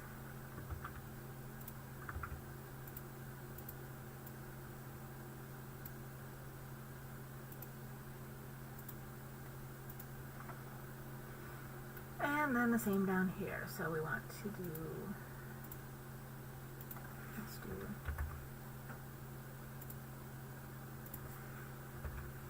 okay. So we want 2 windows. This one will be 3 foot from the corner. And this one will be 4 foot from the other window.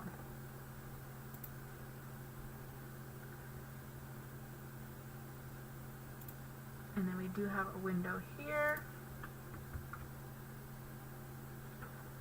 It is. And then we'll go up. Okay. Now that's not lined up, so let's fix that.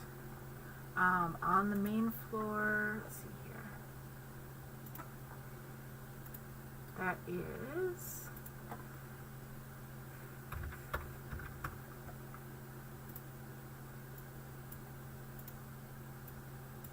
I like even numbers. Okay, so this should be... Can we do this? Okay, so that's as far as that one can be.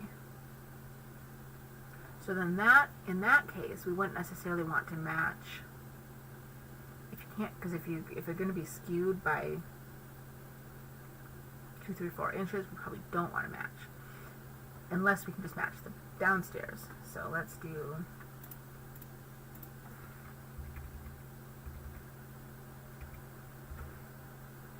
That looks closer. Okay.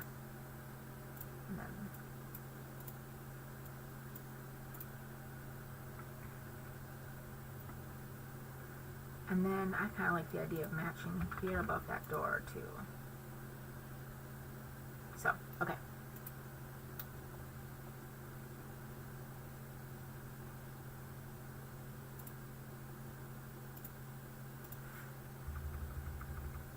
So as you're coming up the stairs, you'll see that nice little bit of light. There we go. Okay, cool. So some of those dimensions are just a pinch off. We'll tweak that once we get to the window and door schedule. And then as we turn around the corner here,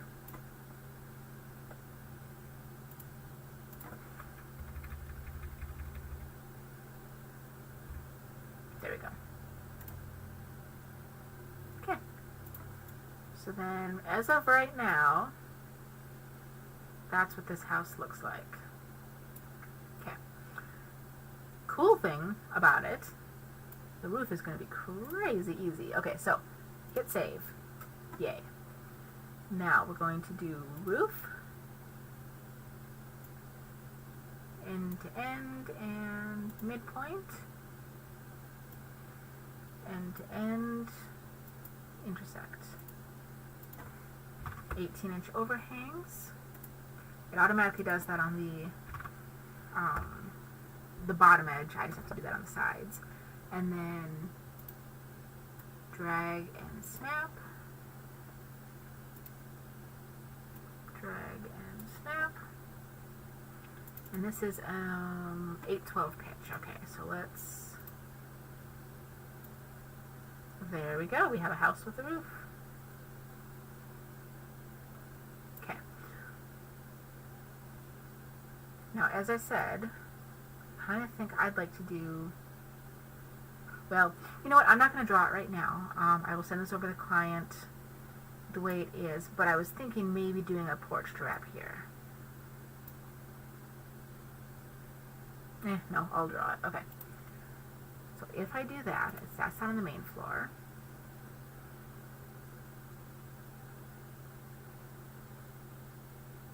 Let's do railing. Let's come out 6 foot. Okay, there's the end of the house at 25. 31 would be 6 foot again. And there. So then here we have a covered porch.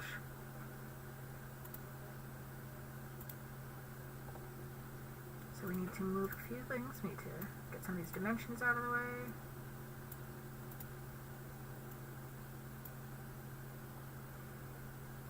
Same over here on this side.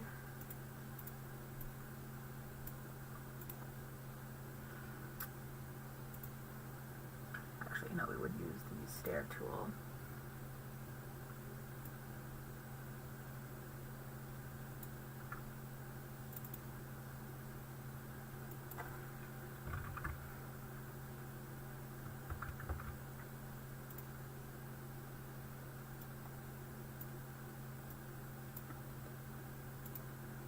Nope, wrong.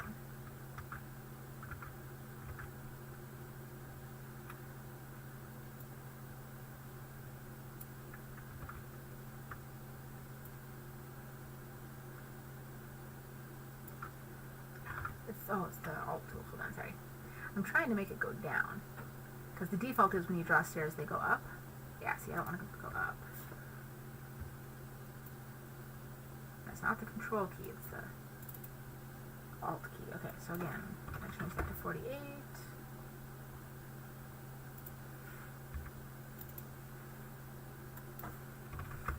that to 48. Okay, so now what I need to do here is a roof. So I'm going to go from here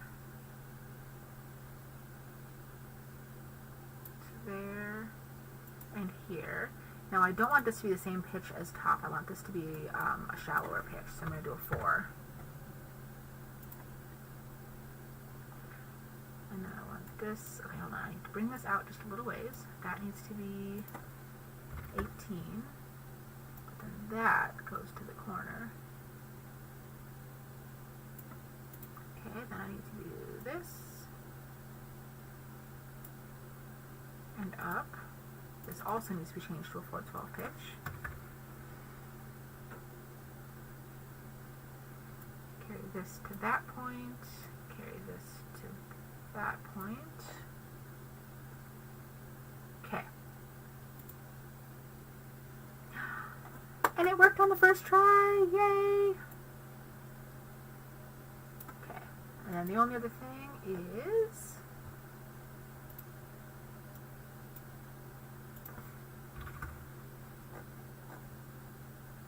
overhangs.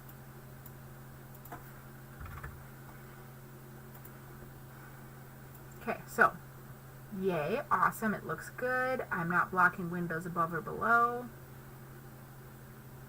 Obviously only a few posts, but yay. Okay, so go to the library.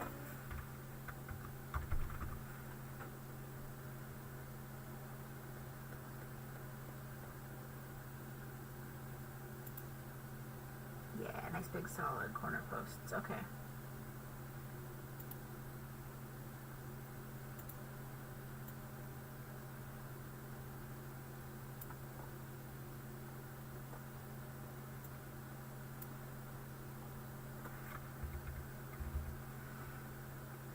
And things don't always go where you want them. Like, for example, this does not want to reach the corner. So let's, yeah.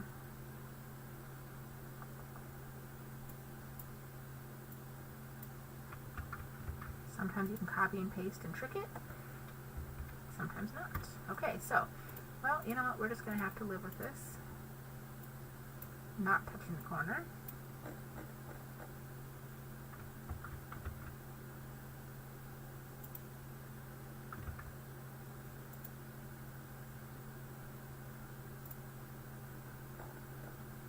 Okay, now obviously there'll probably be a few more posts than that, but this gives you a really good idea of just the overall massing and what this will look like. So there we go. Yay. Now I want to change, okay.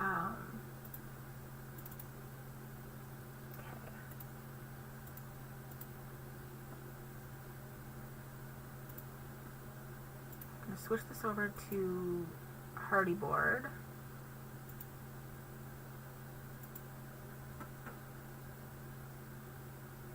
I want to do gray.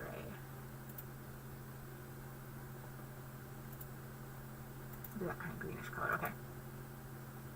I like that.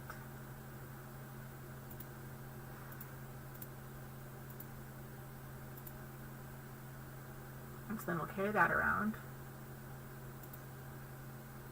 Yep, okay. I also want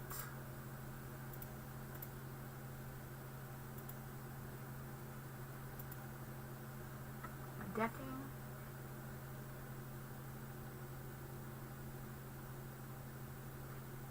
Alright, and I kind of like the look of a metal roof on a porch, but we'll let them decide. So, carry this around. I like the eyedropper tool. Makes quick work of things.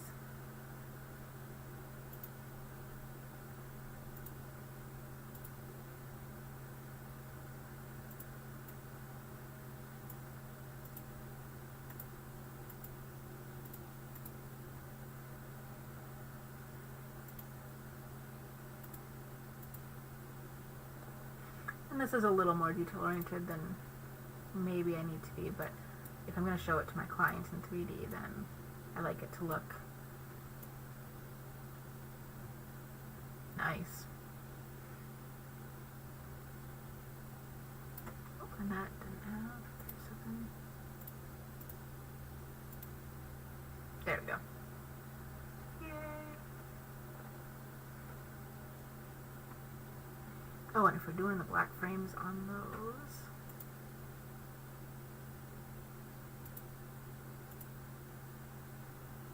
no. There we go. Yeah, that looks nice and uniform. Yep, because at the front door is the black too. Or charcoal, I guess. Yay! Oh my goodness, this looks so awesome. Alright, so, whew, okay, where are we?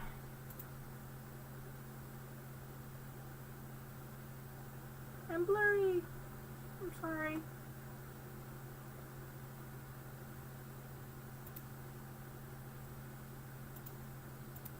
Okay, so now we can close that. All of my rooms are labeled. I've called out that dimension on the toilet now, because then that way the client can look at that and decide if they want to make that a little bit wider. We do definitely have some flexibility there. Windows are located. I'm going to show this. Normally I show exterior doors wide open, but because there's some overlap there, I am going to show that patio door closed. And I'm going to delete that. Okay. Got windows, got all of that. Nice. Okay. upstairs, again, everything is labeled. Okay, I do not like showing the roof on the same floor as flooring stuff because it gets a little cluttered. So I always switch this to display on floor above, which also means I need to go back down here to this porch and do the same thing.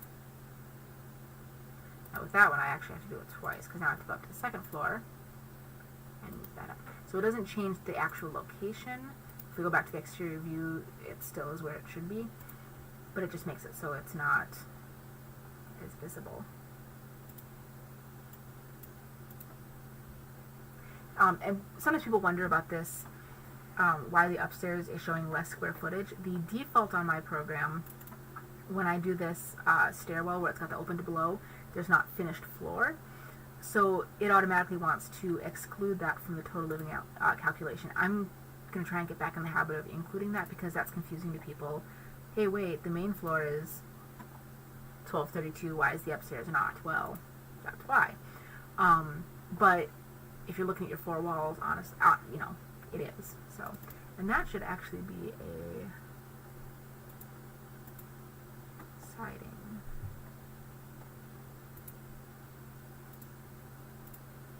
It's going to be an attic wall. It's got to be there. So, all right. Actually, I wonder if yeah.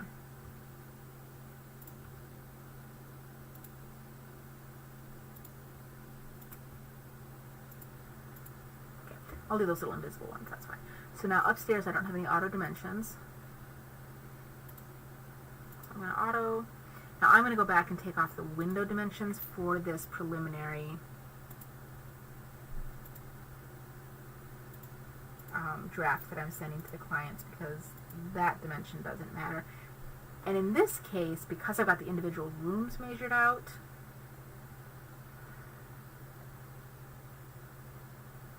I'm actually going to delete this one too.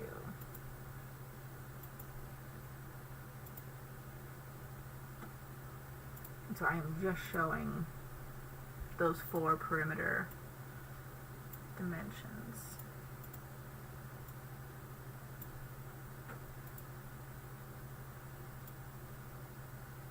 That one I'll leave out there. Okay. And then I'll go down to the main floor and do the same thing. So I'm going to auto dimension, but then I'm going to go back and, because I changed a few things along the way, so I'm going to go back and take all these window dimensions off. Don't need that, don't need that. You know, for this draft, I'm really trying not to clutter things up. So we know that that's 44.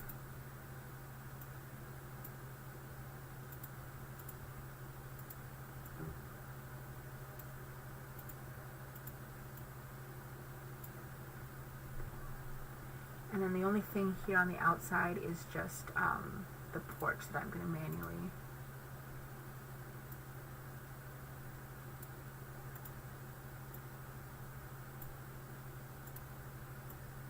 Oh, and I should have checked this before I did the roof.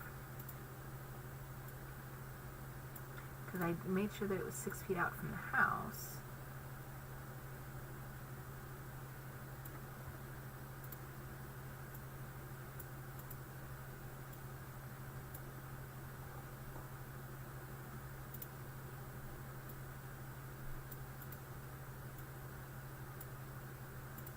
Okay, so actually, hang on one second. I am going to...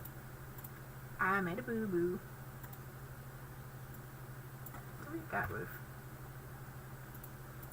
Okay, because I want this to be 6 foot.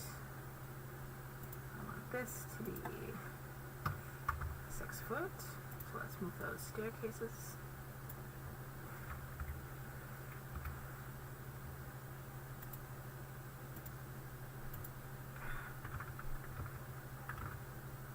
This is what happens when you make mistakes. Or just aren't. Okay. Okay. Oh, why is that showing as... I want it to be 6 foot. There we go.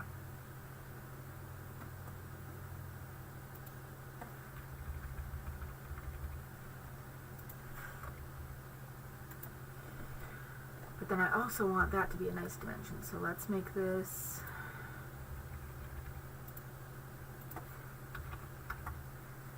Generally I go in 2-foot increments, but...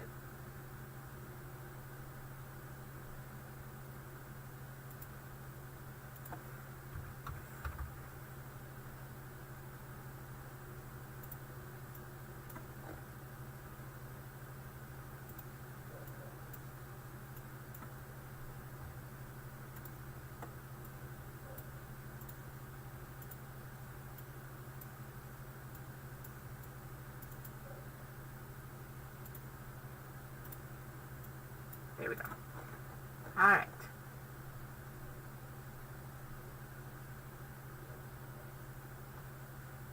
Well, let's make this 18. I like to do evening. There we go. All right.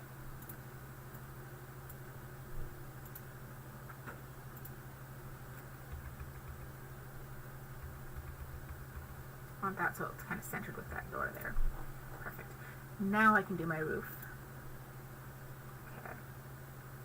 So again, corner, corner, house, double check my pitch, change that to a 4, do my overhang here, do my overhang here, angle into the corner, roof again, corner to corner, house, corner, corner, overhang,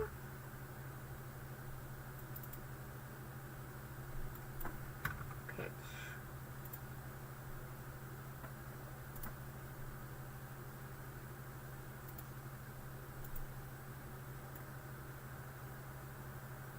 yep, that is all back to normal. And then just display on floor above. Go up a floor.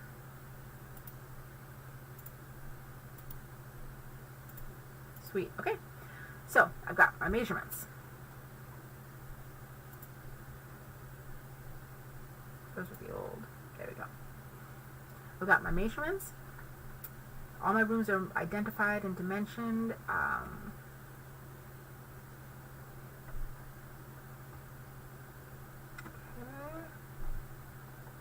All my windows are located and basically symmetrical.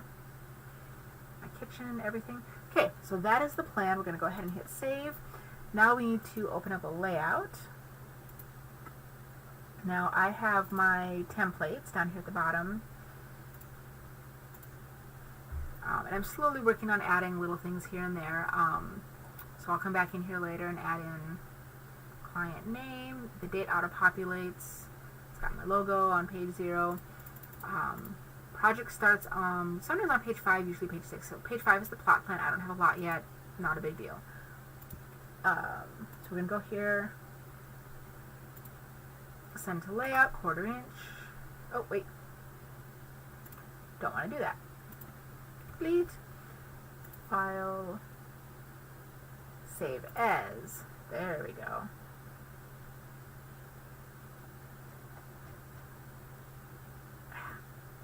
That, okay. Sorry, gotta remember the name. Okay, so basic, I always just save that as layout, and then when I save the individual PDF files, when I'm printing it, then I save the date. Okay, so now I can send this to plan, or to layout.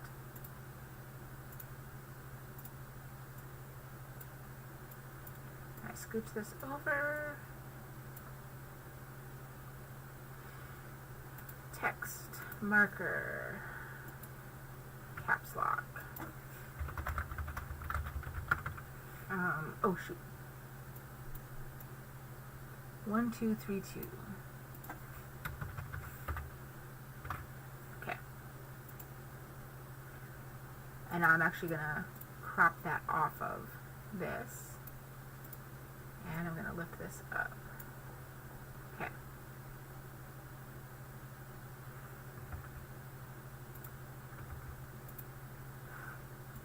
Gonna go up to the second floor. also 1/4 inch. Crop that out, over, and then try to line up the line on that marker with my exterior wall, kind of justified left. Now I need to find, there's roof, so we'll go up 1 more floor.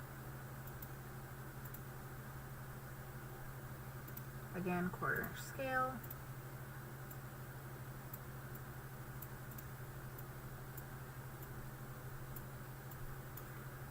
Now, I am not an engineer of any sort, so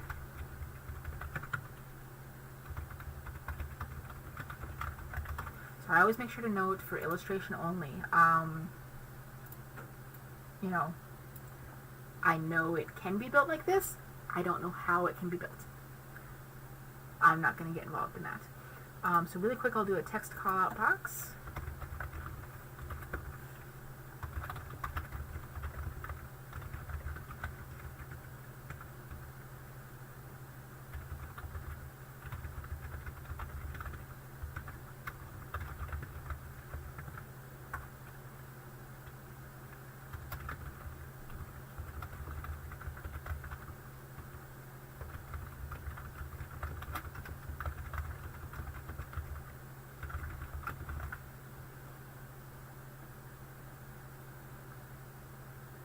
Pretty straightforward. Oh, I would,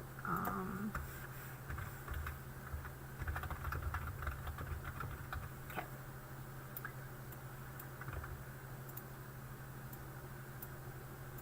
These are kind of my standard notes on all of my roofs. Pretty straightforward. We'll scoot that over, and then I always draw a little square around my text callouts. So I'm actually going to go back here to the first floor plan.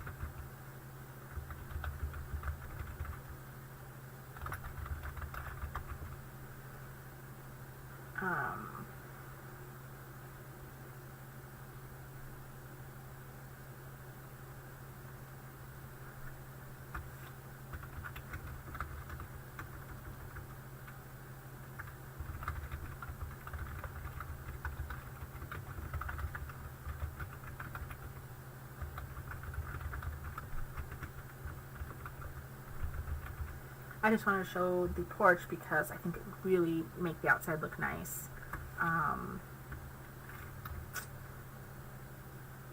Yeah, it's really not too much else. Okay.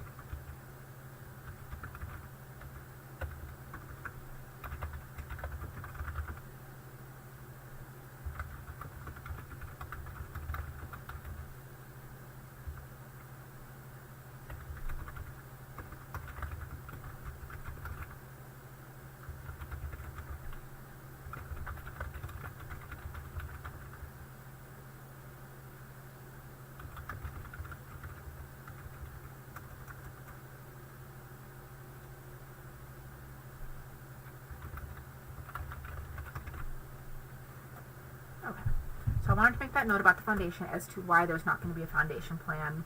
I mean, I'll throw one on there, but so I'll actually end up probably copying and pasting this note here.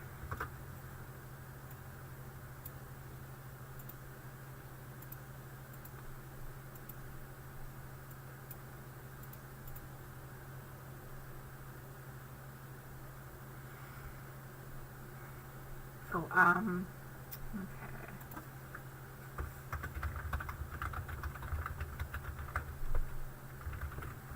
Okay, main floor ceiling height 9 foot flat.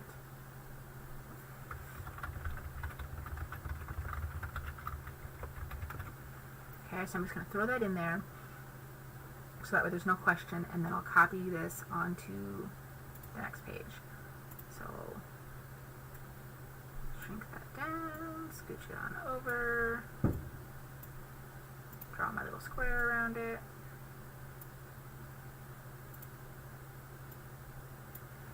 Copy, paste.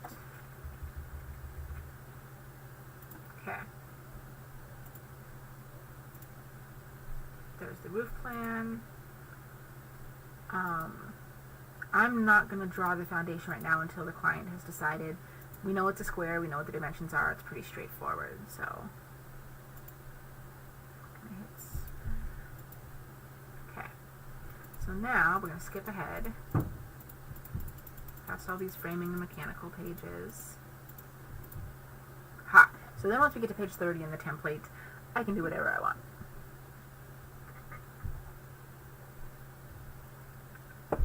So these are all just blank. Okay, so what I want to do here is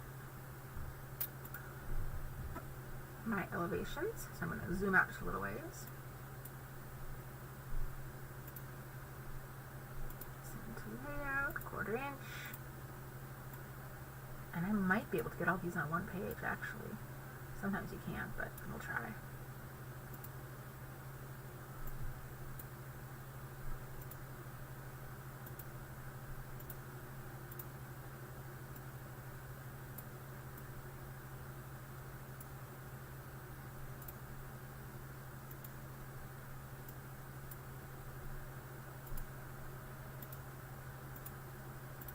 Yep, we can totally fit all this on one page.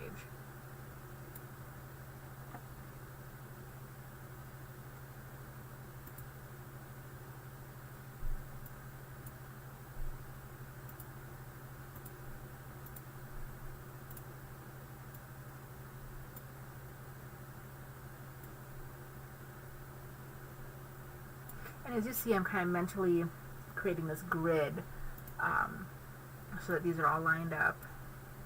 I'm going to scooch these over just a little ways. There we go. And then text.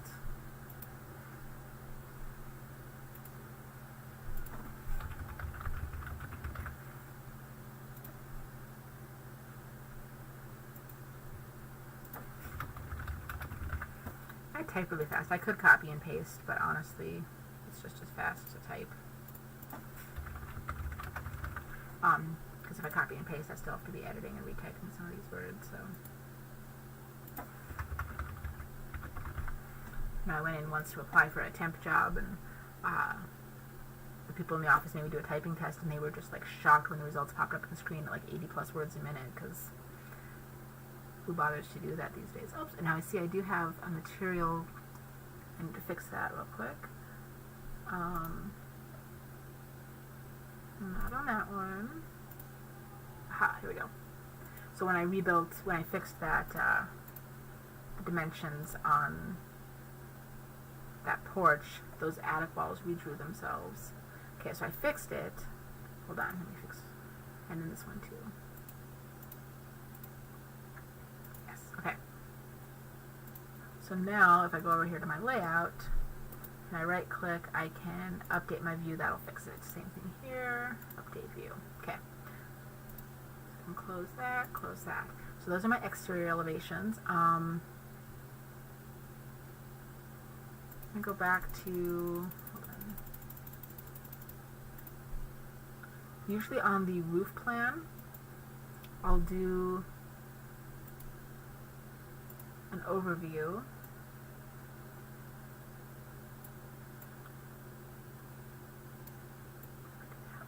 There we go, okay.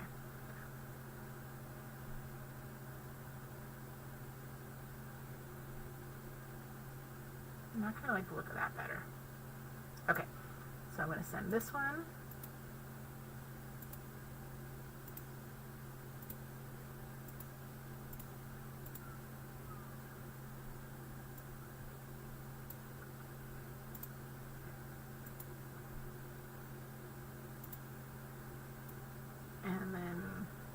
this back corner.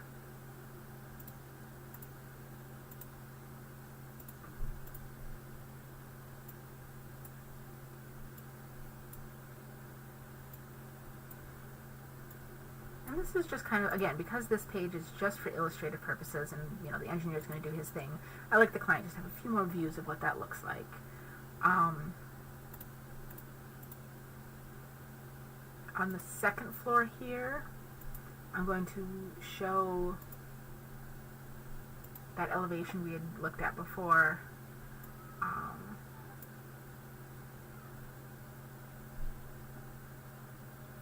Hold on, my camera's in the wrong spot.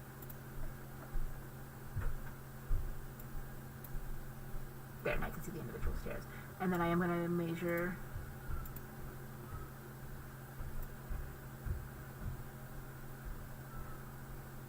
and show that. Okay, so there we go.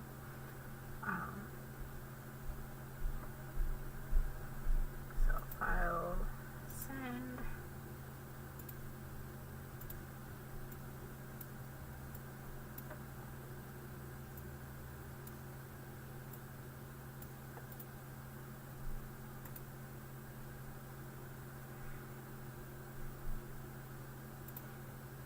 And then I'm going to just call out here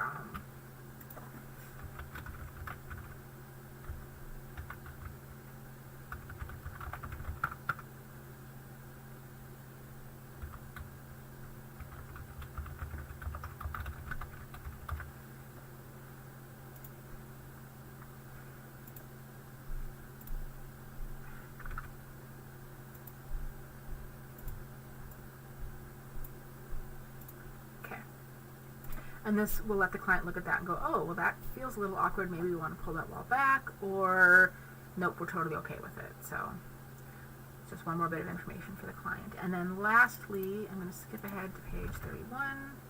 Oh, no, 31. There we go. Because 30 is where I've got my exterior elevations. We'll close.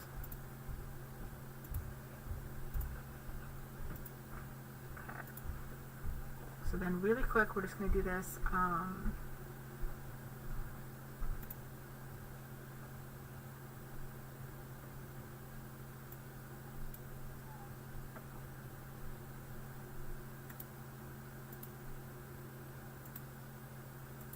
Oh, I meant to do that in 1/2 inch.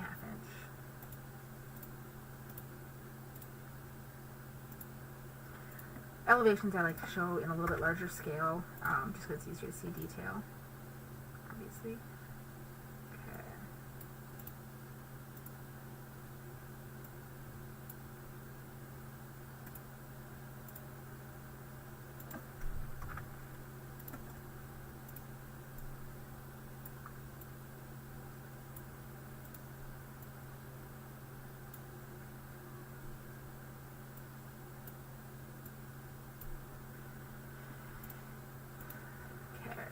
And again, I want there to be some continuity here, so I'm gonna.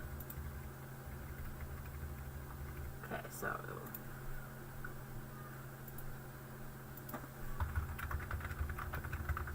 kitchen elevation 1.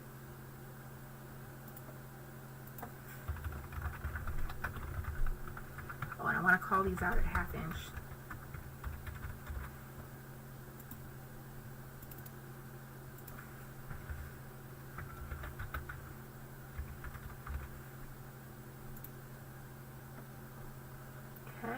Next up, we want to do this laundry mudroom and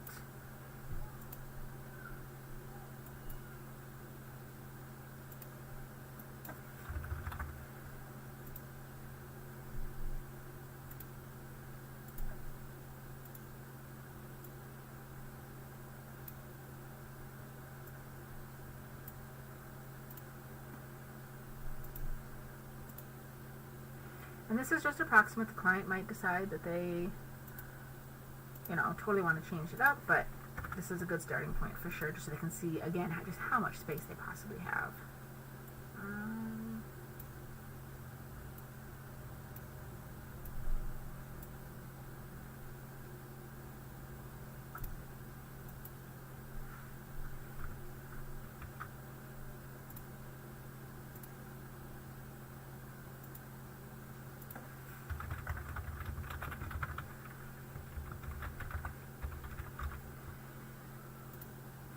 Okay. So close, close, close. Then we want to show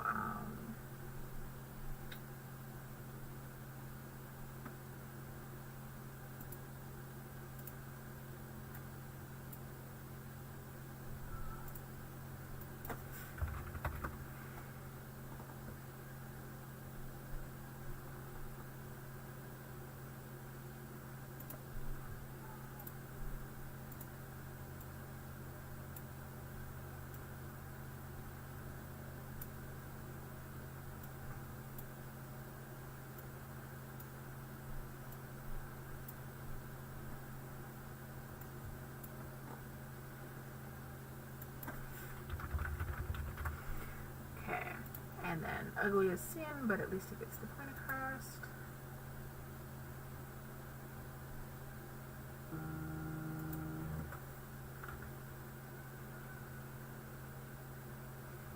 Alright, hang on 1 second here.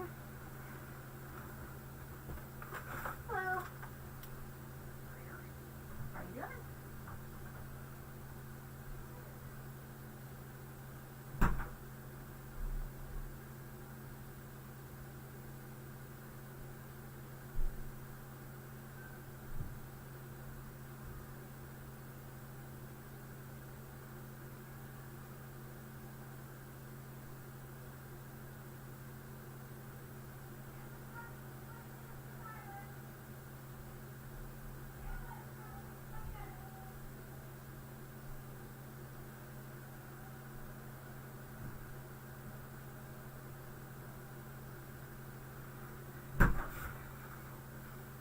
Alright.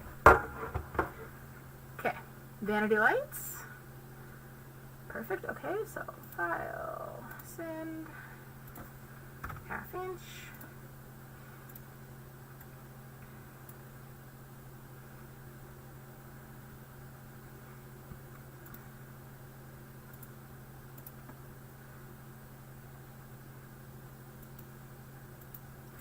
Now this is master bath 1.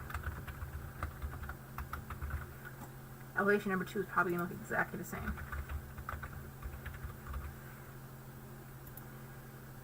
Okay. So that's everything from the main floor, because I'm really not, the powder room doesn't have any cabinetry, so I'm not going to mess with that one. So then we go up to the second floor.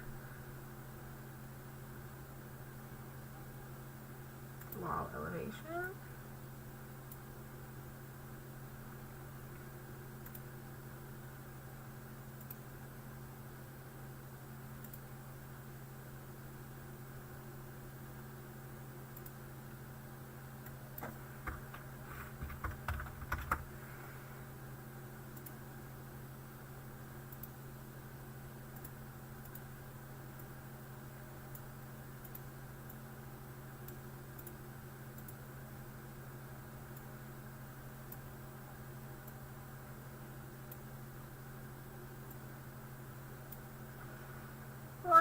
Okay, so send a layout. Yep, they look identical, except for the ceiling height. Because upstairs we have 8-foot flat ceilings, downstairs we have 9-foot.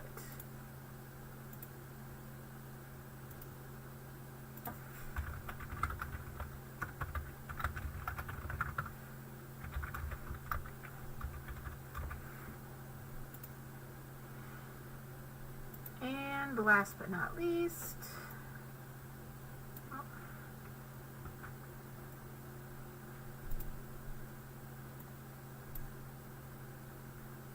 and again, library mirror.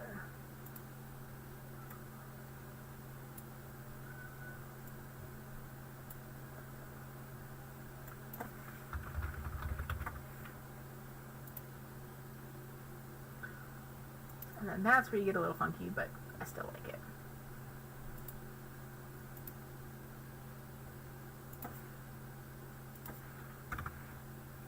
Okay.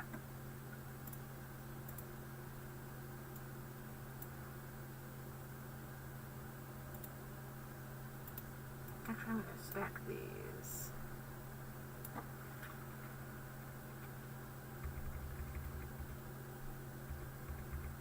good. I kind of use the cursor lines on my mouse to make sure I'm lined up. There we go.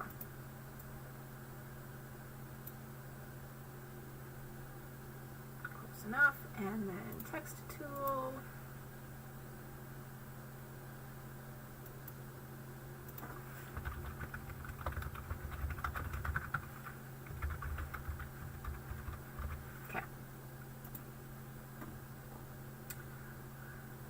So I put that to 0, because the one thing I didn't do was call out my scale here, so.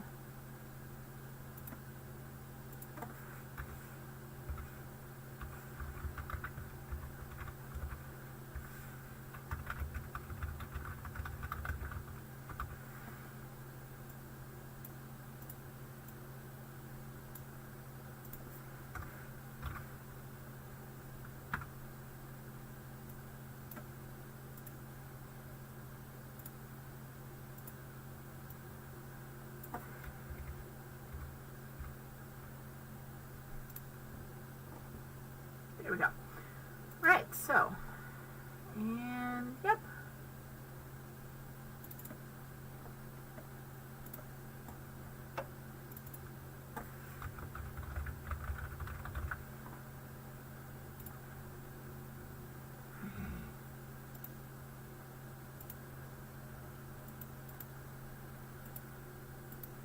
I'm on page, why am I on page 2?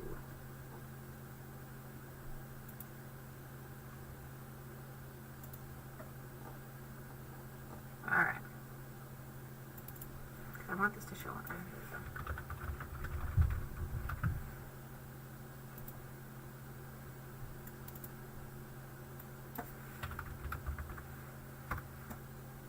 Perfect. Okay, so now we know we've got my template set up. So I've got names. Project begins on page 6 with the first floor plan. 7 with the second floor plan and cross-section of the stairs. 9 is the roof plan with a couple exterior views and the disclaimer that I don't do roofs. And then we get up to page 30 is our 4 exterior views, and 31 is our interior elevations. So I think that's it. So we have, in what, how long has this been? 2 hours and 19 minutes drawn up this plan from my meeting with my clients. I met them over the Zoom, actually, over the phone Zoom. We talked about the plan, we talked about what they want. So now I'm going to send this on off to them. We'll have some back and forth. We'll probably end up doing a Zoom meeting where I can show them in 3D what this place looks like and answer any questions, and then we will go from there. So thank you so much for tuning in. I hope you've enjoyed your time watching. Make sure you like, comment, subscribe, all that good stuff. Tell your friends, and come on back next time I'm streaming. Have a wonderful